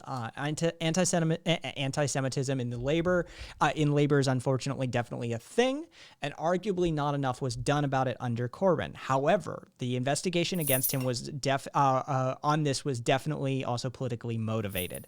The report criticized him heavily, and he defended himself, which led to some people to believe that he rejected all of the findings of the report, which he specifically didn't in his statement. All right, cool. There you go. A little fucking insight into that. Yeah, this is a fucking weird ass city. It really is. And this is the thing. So when people ask me, like, would you ever run for office? Would you, the political question here sort of thing. Only if I move out of this city, right? Like, you spend enough time in this city and you realize the political apparatus of the city has been bought and paid for before most of us were born. You have a better chance of dismantling the federal government than you do dismantling the political structure and apparatus in the Las Vegas Valley. Yeah, so all of our local politicians, the governor, they're all bought and paid for by the casinos. It's just a fact. It's just the way it's been. It's the way it's probably going to be for quite some time. So an anarchist running for office or any position within the Las Vegas Valley is not going to gain any traction. So, no, but I do want to say after my experience with Metro, not once but twice, because there was another protest where they kettled us again down by the Link, if you know where that is. Yes. So basically towards the sort of north side, we'll say like 4/5 of the north side of the strip. Or anybody who's just imagining it in your mind's eye. And so we got we got kettle, and so it's essentially there's bars, there's restaurants, there's shopping. It's like a little retail area, like smack dab in the middle of the strip. But we were again kettled down this little, narrow walkway of shops and restaurants, and then I'm thinking, okay, like, how can I get involved in a better capacity, because this is clearly just not working. Yeah. Oh yeah. No. So, marching in Las Vegas is a counterproductive exercise. I truly believe it. Because we're a transit city, people come and go. Yeah, this is the thing. It's interesting being politically active, and as politically minded as I am, and having conversations with people, and it's like, you have to understand, I live in a bubble, like, of an alternate universe. What's going on there? Like, you couldn't sustain a Seattle or Portland protest level here. You just couldn't. It's not possible. And funny thing is, you look at our senators, they're Democrat, the governor also a Democrat, and people think Democrats are these, wonderful, like the saviors. They're corporate centrists. Yeah. Yeah, it's weird living here for sure. What I am gonna say is, after experiencing that, I am certainly considering running for public office. You should do it. Go at it. If you've got the health and you've got the energy, go for it. I mean, you couldn't get any of the key positions, but I mean, if you could even get a council person sort of territory, you'd be hugely influential. I mean, our local DSA, we have people running for like Clark County. So Yeah, I'm originally from Vermont, and another reason I'm an anarchist. I mean, it's just there was no choice, right? Like I was headed down this lane one way or another. But yeah, I always say if I moved back home, and yes, that is where my heart still lies. If I moved back home, I would run for something, particularly sheriff. yeah. I would gun for one of those positions. So our sheriff put out a press briefing after these protests and referred to the ACLU legal observers as what do you call them? Agitators. Yes. Yeah, he might as well have called them commies. Welcome back, Lynx. Yeah, he might as well have called them commies. He called them agitators. And I mean, our sheriff has been mired in problems from the word go. There's a documentary that covered what happened in Las Vegas. And it was a filmographer, a videographer that was around for the shooting. And when Las Vegas residents say the shooting, there's only one we're talking about. And he wanted to know what the fuck went down. Like, because the police were so weirdly involved and not involved in that. And so there's this documentary, and he looked into Metro's involvement in past shootings, and he looked into the sheriff's department and how the sheriff's, election process here is mired in controversy as well. Nothing new for this valley, but it is interesting when people move here, and you just sort of have to break it to them that, like, if you think it's corrupt out there, it's literally all of that, but open. Like, there's no game being played in Las Vegas. This shit is bought and paid for. Get the fuck over it. Right. Yes, Lynx, we elect sheriffs. Let's see. So as an anarchist leftist, anarchists are all leftists. There's no anarchists on the right. ANCAPs aren't a thing. They don't exist. Capitalism and anarchism are inherently antithetical to one another. Don't let those fucking libertarian fucks try and sell you on some other shit. Anarchists are leftists. What is it that you would like the system to look like? Do I have animals? Curious. No. After my last cat died, I have not gotten any more pets. What is it that you'd like the system to look like, or provide a source for me to review? All right, so hey, thank you for the follow, Occult Lore. Who asked that? Doran. Let me just run to the bathroom real quick. Yeah, you do you.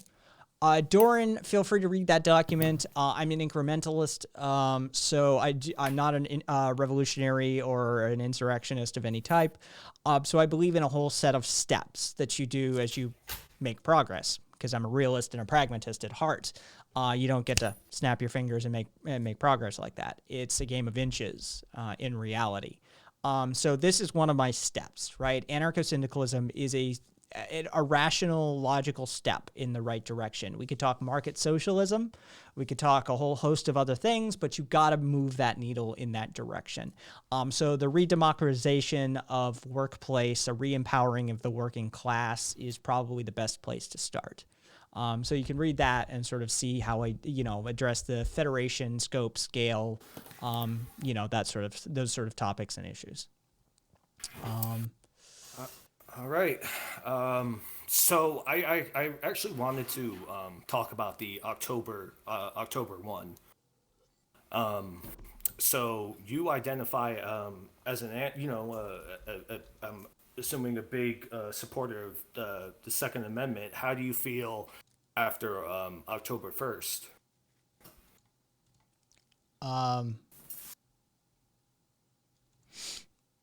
No different. No different. Yeah. I honestly, no different. Fire sets your house on fire and it cooks your food. I approach it very much. I approach most things in life as being able to potentially cause harm and good. This is the nature of being a human being. We can mitigate, we can moderate, we can mediate. But ultimately, a crazy fuck that wants to do harm will do harm. Whether it's driving a fucking vehicle through a crowded farmer's market or shooting a bunch of people, they're going to do it. So why don't we address the issues where we can address the issues? One, yeah, I'm okay with some regulation and, moderation of the gun rights. I'm okay with, a background check here. I'm okay with mental health stuff, blah, blah, blah, blah, blah, blah, blah. But fundamentally, you can't legislate crazy. Okay. So that's sort of how I take that position. Somebody should have seen that coming with that dude. That's right. I think that's more in the mental health spectrum than anything else. Somebody should have seen that coming. I mean, the guy was just bringing in bag after bag, and no one asked a single question. It is amazing how lax casino security was in that moment that you wonder, because anybody who's had any interaction with Las Vegas Strip casino security, these fuckers don't fuck around. And so, they have their own jails, folks. They have their own jails. They have detention powers. All right. They can throw you in their own private jail until Metro comes to collect you.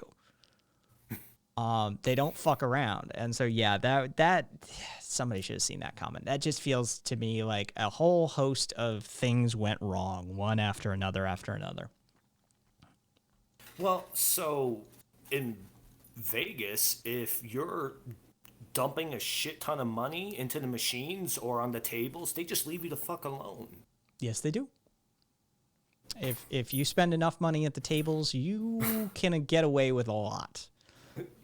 Yeah.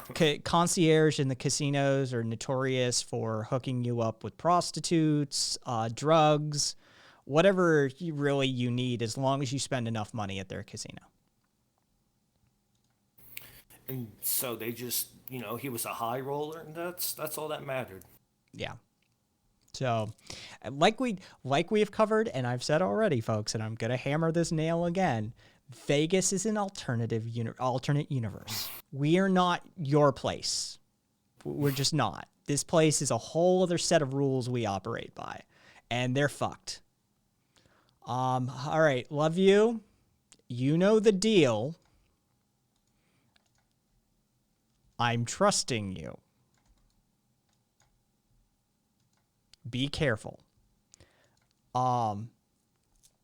So, yeah, this is it's in lieu of the exactly, Lynx. In lieu of the when he said October 1st, we're referring to the mass shooting that happened here. Were you awake for it? No, I was in bed. And I get a text from my stepmom, and she's like, "Oh, are you okay?" And I'm like, "Yeah, I'm asleep." I didn't know what was going on. Yeah, I got texted by one of my stepdad's friends because he knew my stepdad and my mom would be asleep, so he just notified me. And so I fucking called them, and I'm like, "You're probably gonna want to be awake for this shit." Because the numbers were just racking up, and we were following it live. Yeah, it was quite the event for the locals. But I mean, as how should I refer to you? Just ginger, beard, fat. That's fine. Yeah. Any or all. Any or all. Yeah, as Mr. Beard pointed out, that it was, they basically let this dude get away with it, or at least set up for his mass killing spree because he spent a bunch of money in the casino. That's the brass tacks of it. It really wasn't the gun issue at play. It was more of the moneyed interests at play. If he had been a regular, like just a regular schmo, and not spent that amount of money, I'm pretty sure him bringing that many fucking large black duffel bags in through past the casino floor would have caught security's attention. And so, go ahead. I'm sorry. Go ahead. Oh, go for it. So it's. I mean, this is this comes down to class, right? Yeah. This is more class warfare shit. Yeah. Arm the proletariat, you know? Oh yeah, Grumpy's in France. Watching your stream from the other side of the world feels like States is in a war after you tell all your stories. Too much blood. Yeah, we're definitely desensitized to it. There's no way around that. We're 100% desensitized to it, and Lynx has the exact nailed it. 1 death is a tragedy, 1,000 is a statistic. Applies to COVID, gun violence, and whatever else in the U.S. We're just over it. Yeah, you turn on the news, and pre-COVID, it was once a month, twice a month. Yeah. Yeah, that's the one thing we can say is we traded death reasons, causes of death. We went from like gun violence over to fucking COVID. To genocide. Yeah. Yeah, make no mistake about it. A quarter of a million people dead is genocide. Yeah, especially when it's a conscious decision by the administration to blah, blah, blah, blah, blah. It's look, this is where I one, I'm good at compartmentalization, and two, I have a pretty fucking gallows sense of humor to start with. So luckily I handle covering this stuff a lot better than a lot of people do. I can do it on a daily basis and not like lose my fucking mind. But I also understand why a lot of Americans probably have some undiagnosed level of trauma, PTSD, depression from all of this, from just being an American. I just want to get being an American. Kai's opinion on this, because I have a lot of. Recently, I joined an American group. It's a Discord server. It's filled to the brim with what you call the proletariat, and all of them are devout Christians who oppose communism. Okay. I don't. They seem to make points like, "Oh, we're their target demographic, but we hate them," and points like that. What's their response? Well, okay. So the reason they're so defensive about that is that one, Jesus was a communist, and two, No, he wasn't. Sure he was. Communism didn't exist as a formal theory, but I mean, the fact of the matter is, if you line up the traits, he's bare minimum socialism, full on communism. If you line him up properly.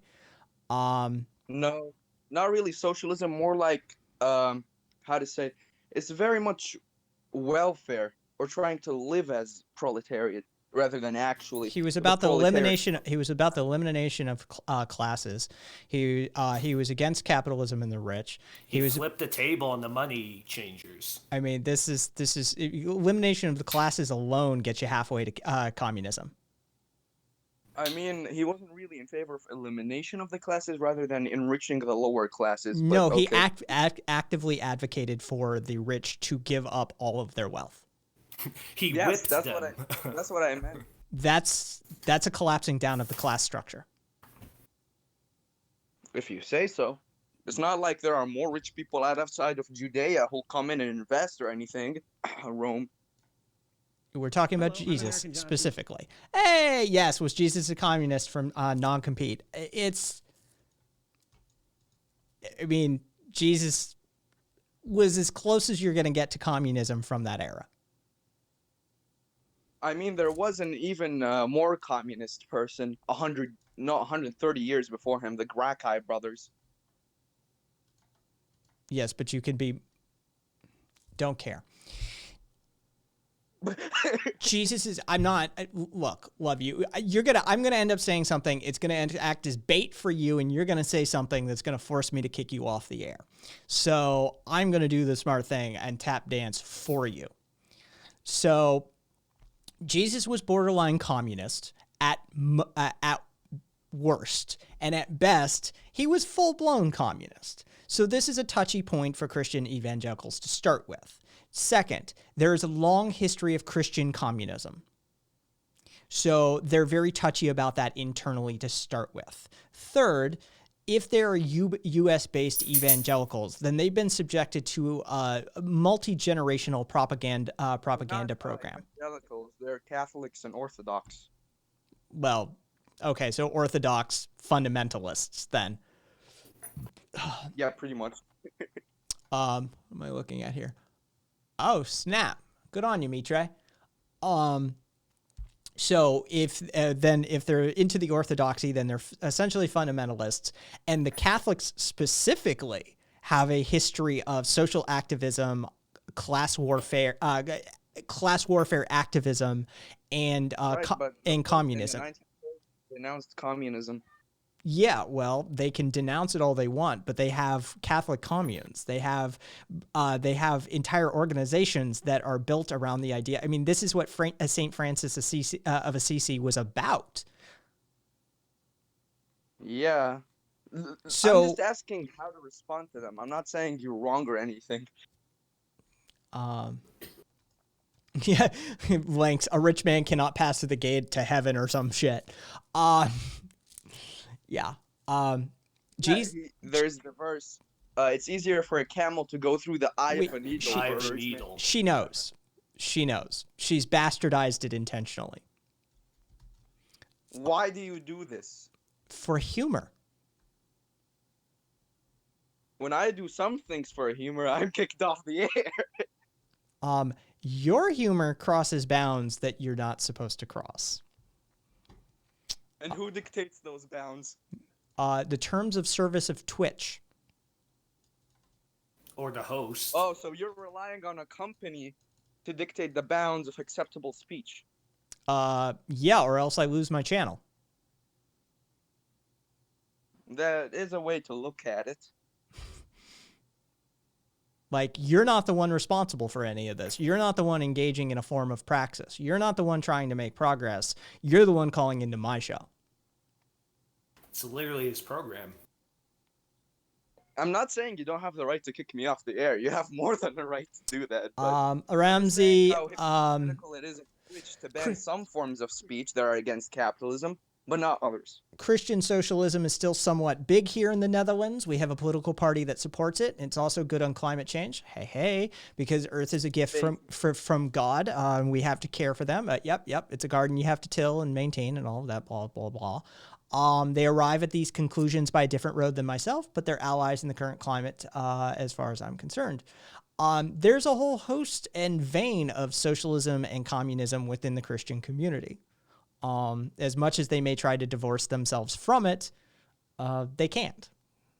So if they're U.S.-based conservatives and evangelicals or fundamentalists or Orthodox Catholics, then what you're dealing with is a group that is somewhat self-hating and is attempting to engage or parrot the propaganda that has been fed them very much through the Red Scare era up into the current climate. You realize the Red Scare never happened in Europe, right? Y'all didn't have a problem with Soviet Russia? No, they definitely had a problem, but it wasn't nearly as much of a panic or phobia as McCarthyism was. I know, right? Lanks, that's a take. Well, then deal with them how you will. Okay. What's your take on the Ba'athist parties? I don't really have a take on them other than the area in and around. This is Syria, right? I mean, there's two Ba'athist states. more It's like a pan-Arab Iraq thing. It's and present in Syria. all the Arab countries. The biggest two are in Iraq and Syria, but there are minority parties in all the other Arab countries. I mean, they're socialist by some counts. Yeah, they're socialist and they're reform Muslims. They want to reform their religion. Yeah, they're secularist in some regards. Which, wouldn't that be apostasy? Not really, no, because apostasy is leaving the religion when you've already sworn into it. But if you never Well, swear into the religion, they're sworn you into can't it leave already. Two is a state can never swear into religion. It's not a fucking person. But How is a the state people going that to form that state and set up the form of governance for the state can be. Right, but they didn't individually apostatize. The state set the state religion to be secular, which is something they can do. That seems like some weird loophole shit that religious people are really comfortable with usually. At least for me, that's acceptable. I know there are some Islamists who want every Arab country must be Muslim state religion. I mean, I'm all for any secular form of governance. Religious people shouldn't dominate governance at all. I'm not a fan of theocracies. Neither am I, but I really oppose sort of state atheism and stuff like that. Just let people follow their religion. What's your problem? Well, how many loopholes fit through the head of a pin? Yes, and Ramsey, as much did a lot of heavy lifting in Europe. Yes.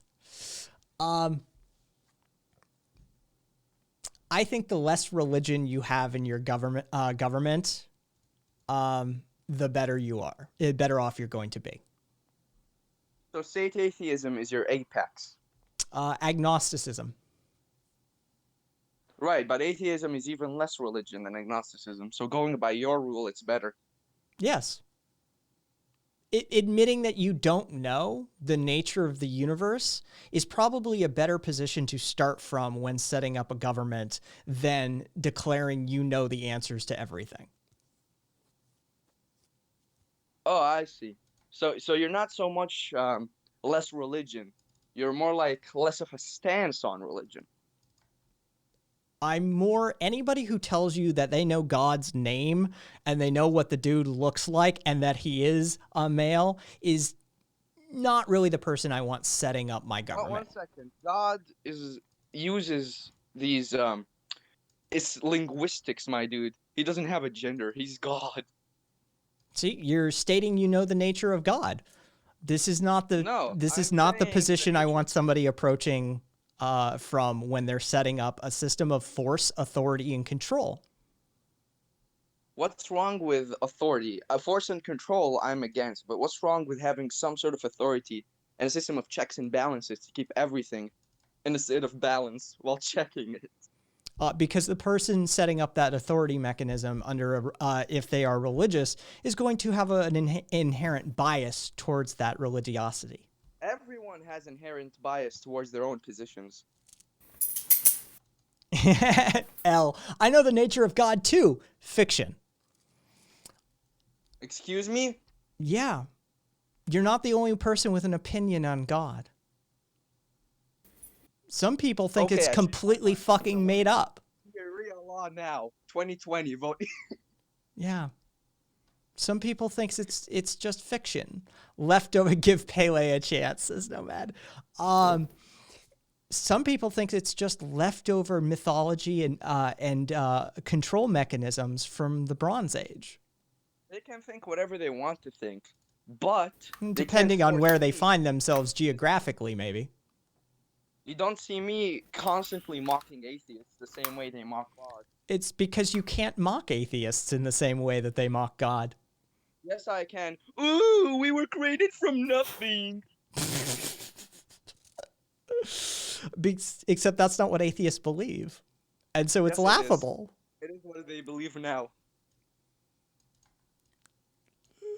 Oh. If God is Sky Daddy, atheists believe we were created from nothing.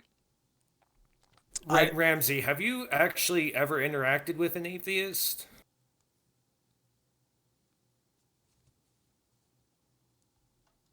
Are you talking to me? I was asking, have you actually interacted with someone who identifies as atheist?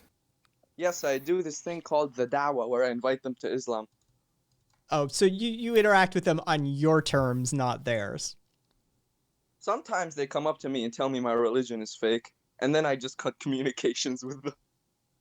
So you've never had a legitimate conversation with an atheist? I don't need to. I already know their position, which is inherently the antithesis of mine. There we go. Any conversation wouldn't be fruitful.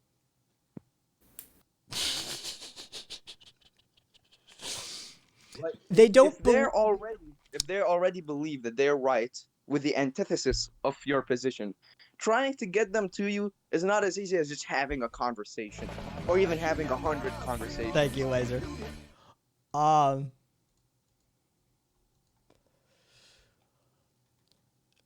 Atheists don't believe they came from nothing. Generally speaking, atheists believe in an empirical scientific method. And something doesn't come from nothing. They believe in an evolving, natural, selective sort of process. Come from, then? We're not sure. And that's where agnosticism comes in. Sure. And they say, we're not certain. Rather than saying, I know the answer. Uncertainty and doubt are the cornerstone of the scientific processes.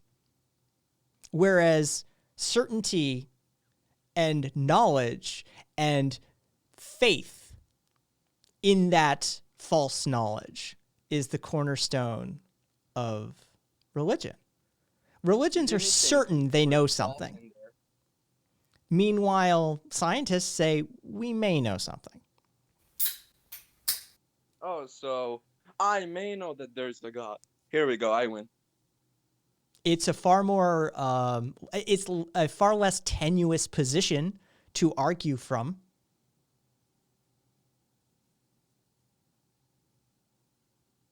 But according to your scriptures, you know things that you can't possibly know, that aren't ever provable, that there's no evidence for, that there's no foundation for. It's complete. The scripture itself is the evidence, obviously. You don't see me doubting that gravity exists. Right, because that's provable. I could demonstrate gravity. You can demonstrate God as well. Oh, please show me this the experiment that is on par with a demonstration of gravity that proves God. It's not really an experiment. It's a thing that you do 5 times a day, and it's called prayer. That doesn't prove God exists. Yes, it does. That's just the act of a human being praying. Well, an experiment is the act of a human being doing something to prove their preconceived knowledge. You don't understand the scientific method just by that statement. I don't. Okay. You don't. Okay. Whatever you say. I like that question, Lynx. Why is Islam true but Mormonism is false? Oh, it's very simple. You have to look just at the scriptures themselves. Ah, you see all right. There we go. Back to the magic book. Yes, the magic book, because it's literally what they believe in. You do know other people have magic books too, right? What makes your magic book more true than theirs? You do. There's more Christians than you. So if this is a democratic thing, do their opinions count more? Listen, if you want to know what the true religion is, if you're in doubt, you will go and read their scripture and read what they believe in, and if you're convinced of it, you will be that religion. You understand? Well, I'm more with the Taoists then. The Taoists? Mm-hmm. The deists, you mean? No, Taoists. Who the hell are the Taoists? I've never heard of them. See? They're yes, exactly. Are you a Triclavian Aryan? No. It's actually Asian. It's Chinese of origin. No, Arian with an I, following Arius, who said that Jesus Christ is subordinate to the Father, and Triclavian believing that there were only Taoists believe in the Tao. You've probably seen it spelled T-A-O, but it's pronounced Tao. It's the way, the path, the light, the flow of nature, the river that we all follow through. There is no creator. There is but oneness. which is So what makes them any less true than yours? You have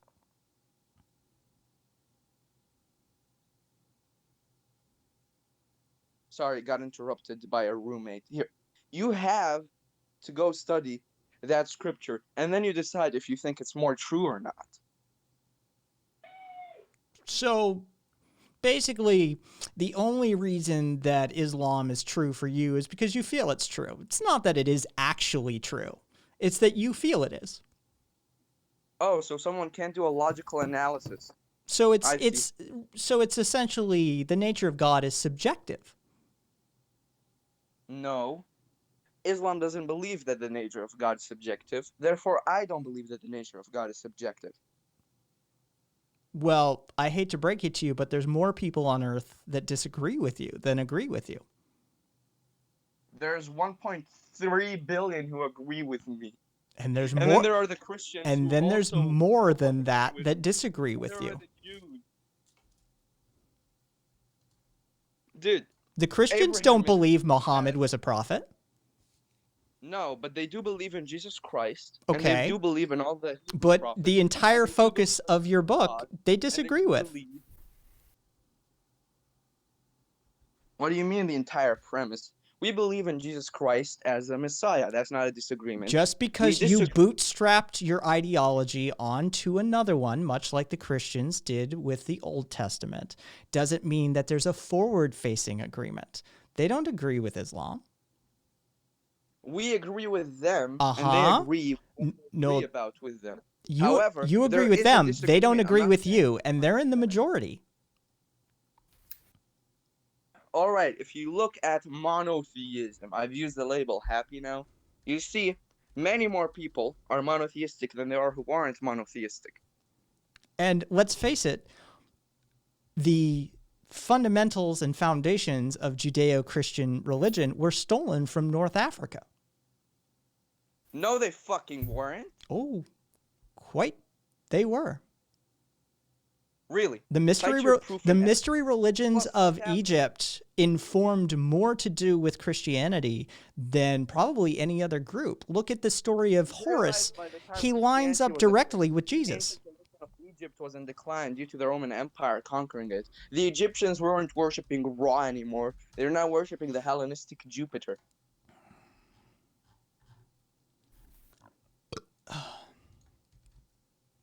I would believe you more if you said Greco-Roman paganism informed Christianity, because at least that makes sense.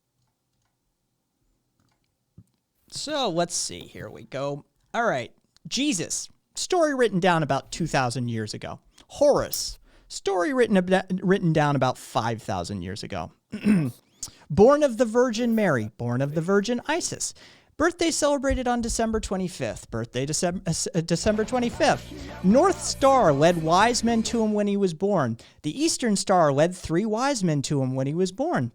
Taken to Egypt to escape the wrath of Herod. Taken to Egypt to escape the wrath of Typhon. Taught in the temple as a child. Taught in the temple as a child. Baptized by John the Baptist at 30. Baptized by Anup the Baptist at 30. Had 12 disciples. Had 12 disciples. Performed miracles and walked on water. Performed miracles and walked on water. Raised Lazarus from the dead. Raised Lazarus from the dead. Was transfigured on a mount. Was transfigured on a mount. Titles included the way, the truth, the light, the Messiah, God's anointed Son, Son of Man, the Good Shepherd, Lamb of God, the Word, the Morning Star, and the Light of Word. Titles include the way, the truth, the light, the Messiah, God's anointed Son, Son of Man, the Good Shepherd, Lamb of God, the Word, the Morning Star, the Light of Word. Crucified Crucified, buried in a tomb, and resurrected. Crucified, buried in a tomb, resurrected. It's all the freaking same thing. Link that article, please. Just study your basic religion. Study. Okay. Horus. So basically, look for it yourself.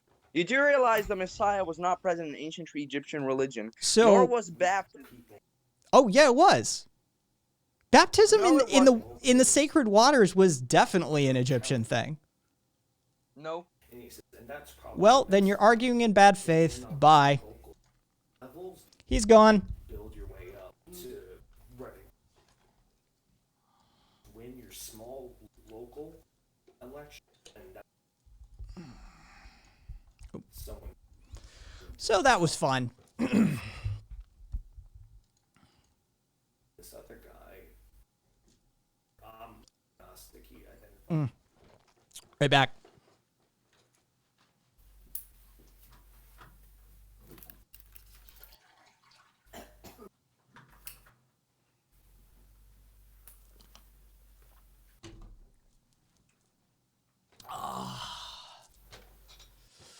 All right, that was fun. It's still on? Yep. Oh no, I kicked him off. Okay. Yeah. At that point, I had pretty much bowed out. Yeah, it's, look, when you encounter religious zealotry, it's you can beat them over the head with facts all you want. Axel, you missed a religious zealot and me smacking him around with the truth of, history. Yeah. I always love that like, look, let's face it. Christianity stole a bunch of shit.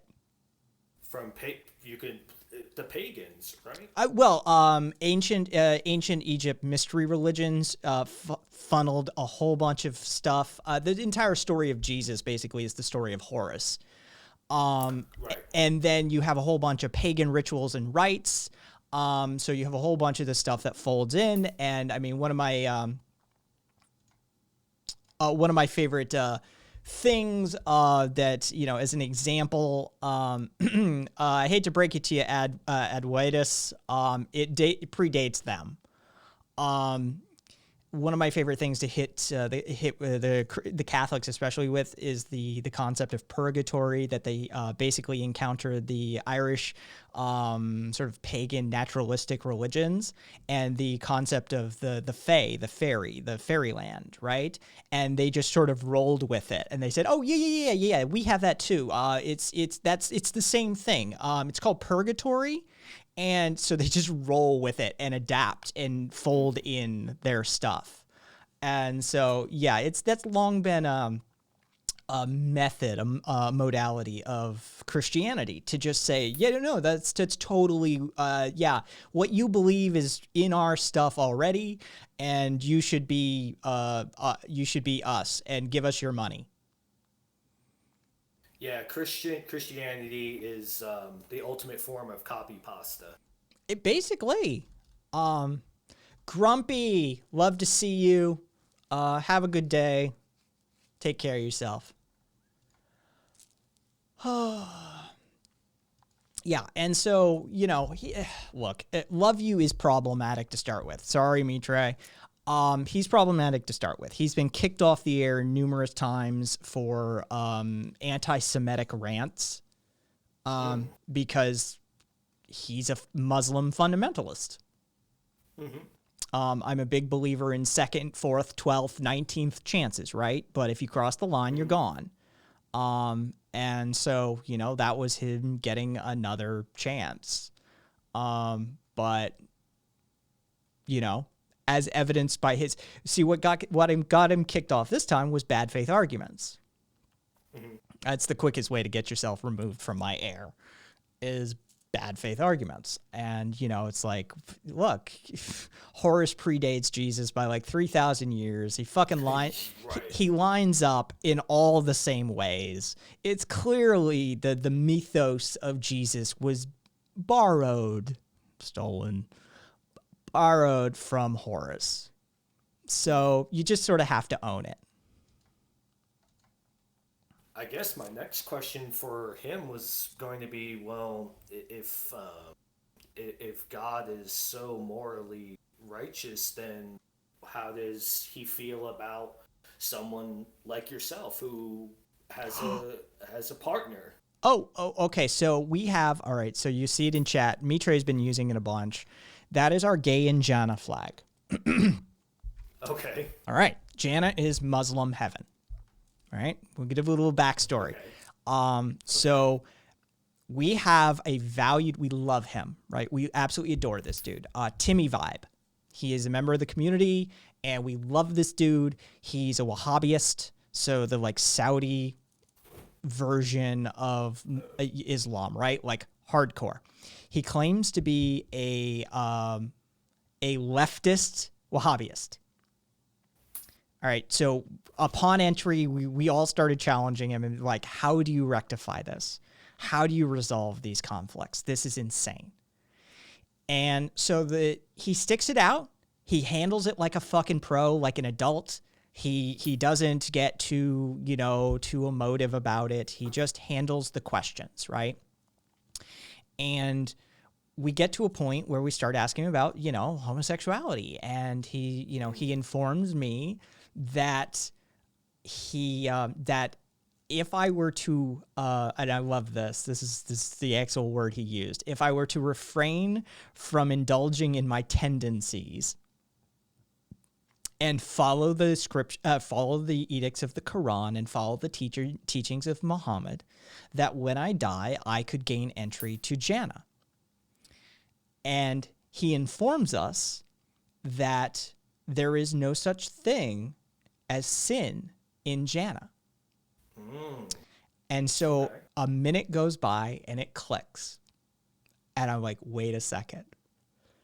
So are you telling me that if I abide by the teachings of Islam and the Prophet Muhammad, and I refrain from engaging in my tendencies, that when I get to Muslim heaven, I get to have hot Muslim gay sex all over the place? Amazing. And he informs us that, yes, there is no such thing as sin in Jannah. So we have, as a community, the Gay in Jannah flag, which is the rainbow flag with the pink triangle and the star and crescent in the pink triangle. Oh, and Timmy still comes around. He still owns it. He's a fucking champ. We love Timmy. Like, unlike Love You, which you just experienced, is, Timmy just understands people aren't going to agree with me. I'm not here to make you agree with me. I'm just here to tell you the option. Interesting. So, yeah, we love him and respect him. Occasionally we got to tell him, dial back the proselytization. A little too heavy, but he handles it like an adult every time. And so, yeah, that's the origin of the flag that you see Mitre putting into chat right now. Yeah. And so, yeah, we have, we've had different experiences with that, but yes, that's basically as far as one individual's interpretation of the Quran and their particular sect goes. As a gay man, I could get into Muslim heaven if I stop fucking around with dudes, do the whole Quran Muhammad thing, and then once I'm there, baby, it's go time. Well, it's like, I always think of how, like, someone like Jeffrey Dahmer was a reformed Christian, and it's just like, yeah, you just apologize, say a few Hail Marys, and you're in. Yeah, the Catholic fucking if he means the yeah, I mean that's the sort of the Catholic like confession thing, like, and you're good. Right. I don't even know where I was going. Victorious saying the Abrahamic God watches Jesus struggle with humans who are basically morons and eats popcorn while they stab him. and then declares it was himself who he watches die to his creation. People believe anything and still want the right to vote. Let's just say in my heart of hearts, I don't disagree with you, Victorious. It is, look, come at me with something you can prove. Come at me with something you can prove. You can't say, well, it's true because it's written down. Well, you know what? Hang on. Let me get a pen and paper here and I'll write some shit down. Does that make it true? That's an insane argument. That's not how reality works. I wish it were. You also can't argue the morality of this omnipotent being. Oh, he's an awful being. Yeah, there's no morality in essentially flooding the entire earth. I mean, that's, I created you. You're free to do whatever you want, but if you do that, I'm gonna burn you for all eternity. Like, there's a type of cancer that only affects under like 10 years of age children's brains, right? There's a type of brain cancer that only affects children. What?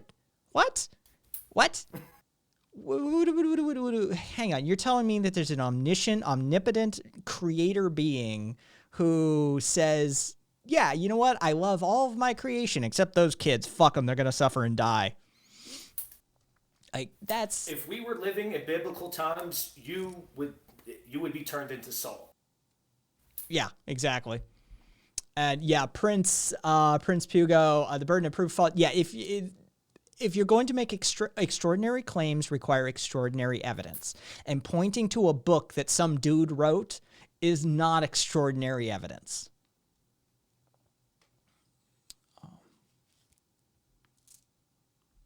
Victorious, I would warn you against that line of thought just because it's a dehumanizing line of thinking. And dehumanization is the first step on the road to fascism, usually. Yeah, not even some dude, just multiple dudes in a range of, Prince said hundreds, but I'm going to change it to thousands. Just a bunch of dudes wrote some shit down and people are like, yeah, this is it. Goat herders, mostly. Yeah, it's right. Some Bronze Age fucking book. And people are like, yeah, no, that's the fucking truth. Never mind all of that empirical evidence that you can stack up next to it that makes it seem, I don't know, psychotic to believe. But, whatever. Book. It's why I call them the magic books. It gets under their skin so easily. It's like, look, you believe in a magic book. That's cool, but take it easy. Like, you have zero proof. And you're making claims that you know the nature of existence itself.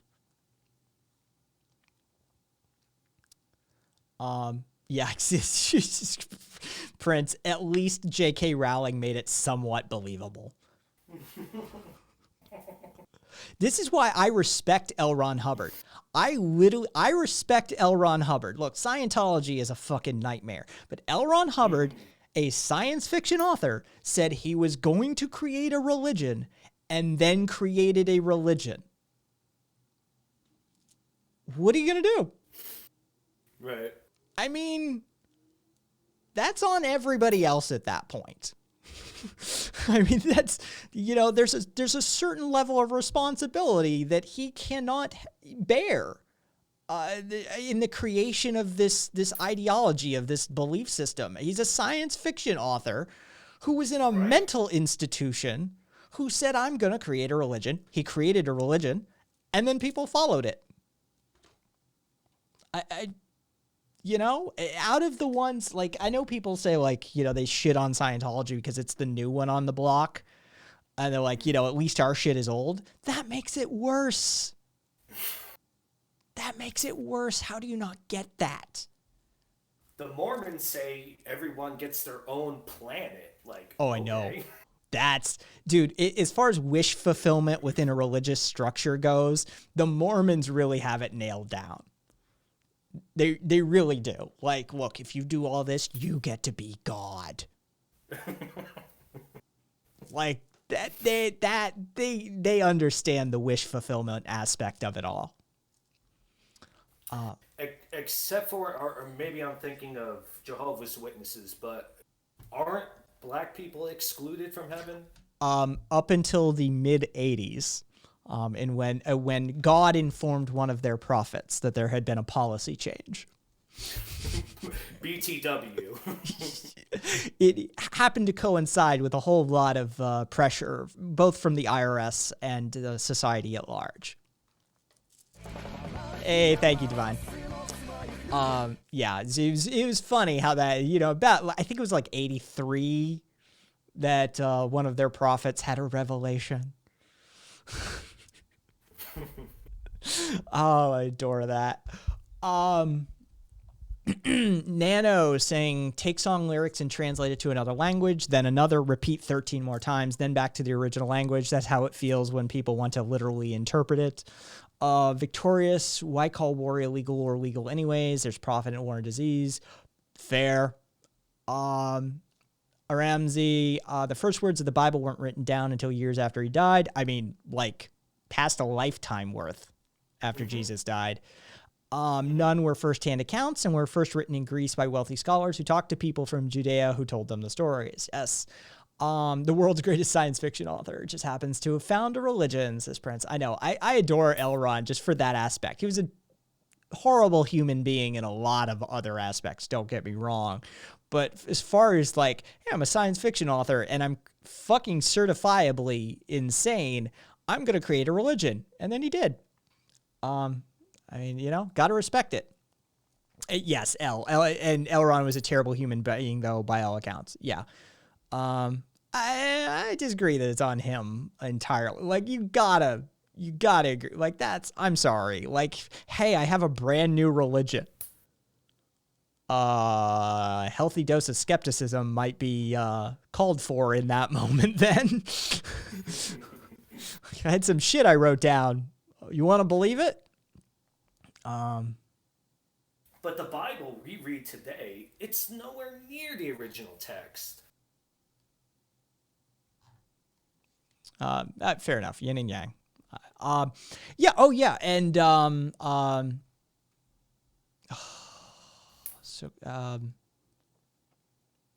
Kotai, the text that led to the Leviticus translation for homosexuality was actually mistranslated from the Greek Arsena Kotai. And the reason we can verify this is because of the Germanic Bibles that predate the text that was transcribed into English.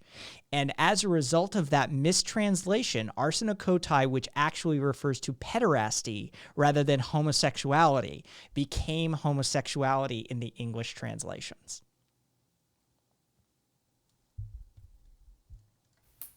So, yes, mistranslations within the biblical texts has been a problem for many people for a long period of time.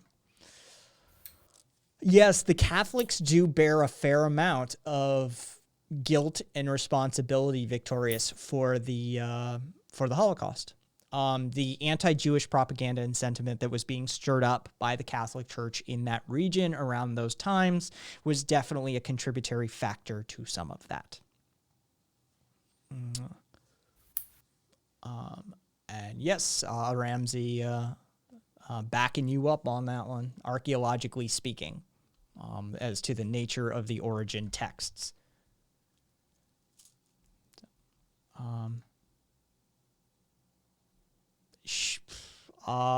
Shoot. Victoria saying I have a weirder take though. Is what the main unseen figures were doing back then due to the survival of the wealthy ones. Drop it. I want to hear it. I want to see it, read it, whatever.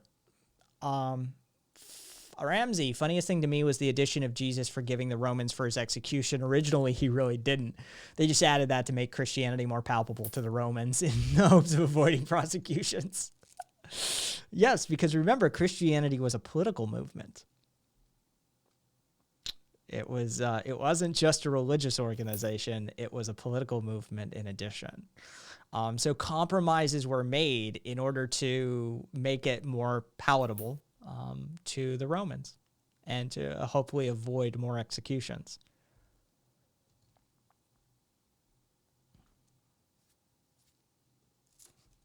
Oh. Well, I'll tell you what, buddy. I think I'm gonna get off. Enjoy the rest of your early AM. Thank you. Just wanted to say it's a pleasure being on. All cops are bastards. And if you're going to vote and you don't want to vote for president, at least consider voting down ballot. Preach. Have a good night. Yeah, until next time.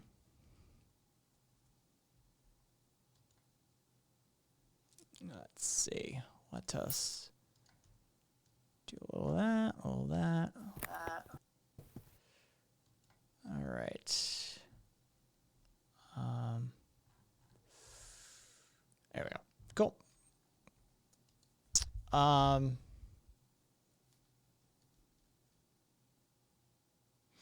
I figure in our age, money is what separates the classes. What if it was back then? Do wealthy people always hate the poor, i.e. no health care for you, vote for me, I will protect you from the rich predator classes? I'd like to clarify where you're headed with that, Victorious, but I think I see where you're headed with that. The sort of the manipulative divisionary con game that was occurring in that text.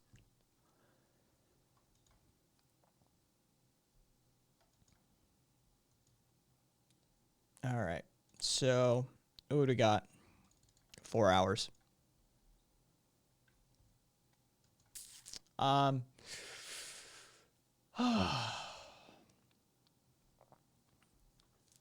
It may be a bit fascist towards how they got their wealth. How many bodies does an extreme wealthy person leave behind on his road to fruition of ambitions? Oh, well, I mean, that's with the exploitative nature of hierarchical currency systems is definitely wrought with suffering and death.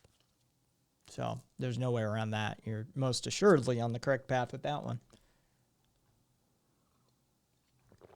Oh. All right. So here's what we're going to do, folks. Here's what we're going to do.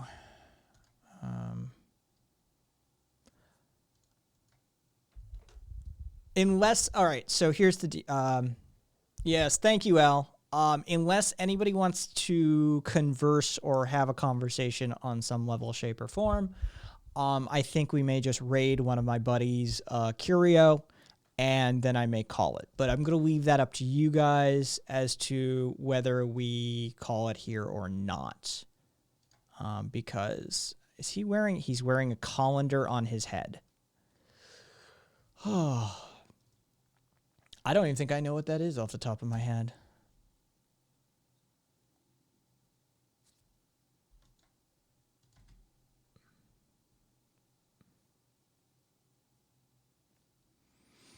Okay. It's the John Hopkins Health Security pandemic exercise. Pastafarianism. Yeah.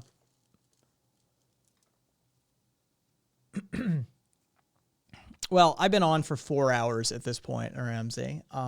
And so it's getting to that point in the stream where, Kai doing the heavy lifting that was the first 2-3 hours. By the way, hi, I'm Kai. So yeah, it's getting to that point a little bit.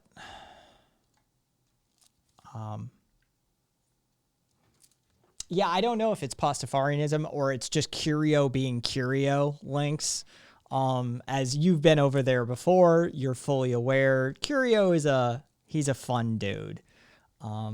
The Obscure Curio Show, he is not political, though he can be at times, but not really. He's more of a comedy show, songwriting. He's an artist. He's an artist in the classical sense. So yeah.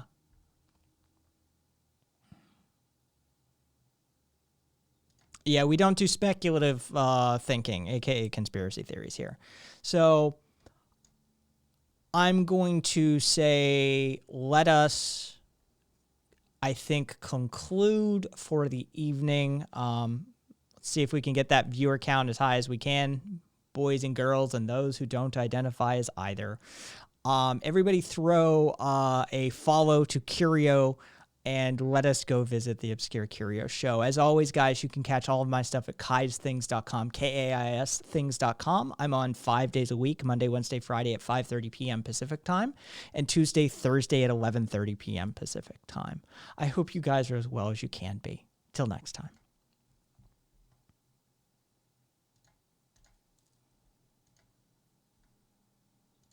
How thick was it? I dropped a hot ass piss that was browner in my fucking hair. Oh man, you gotta drink.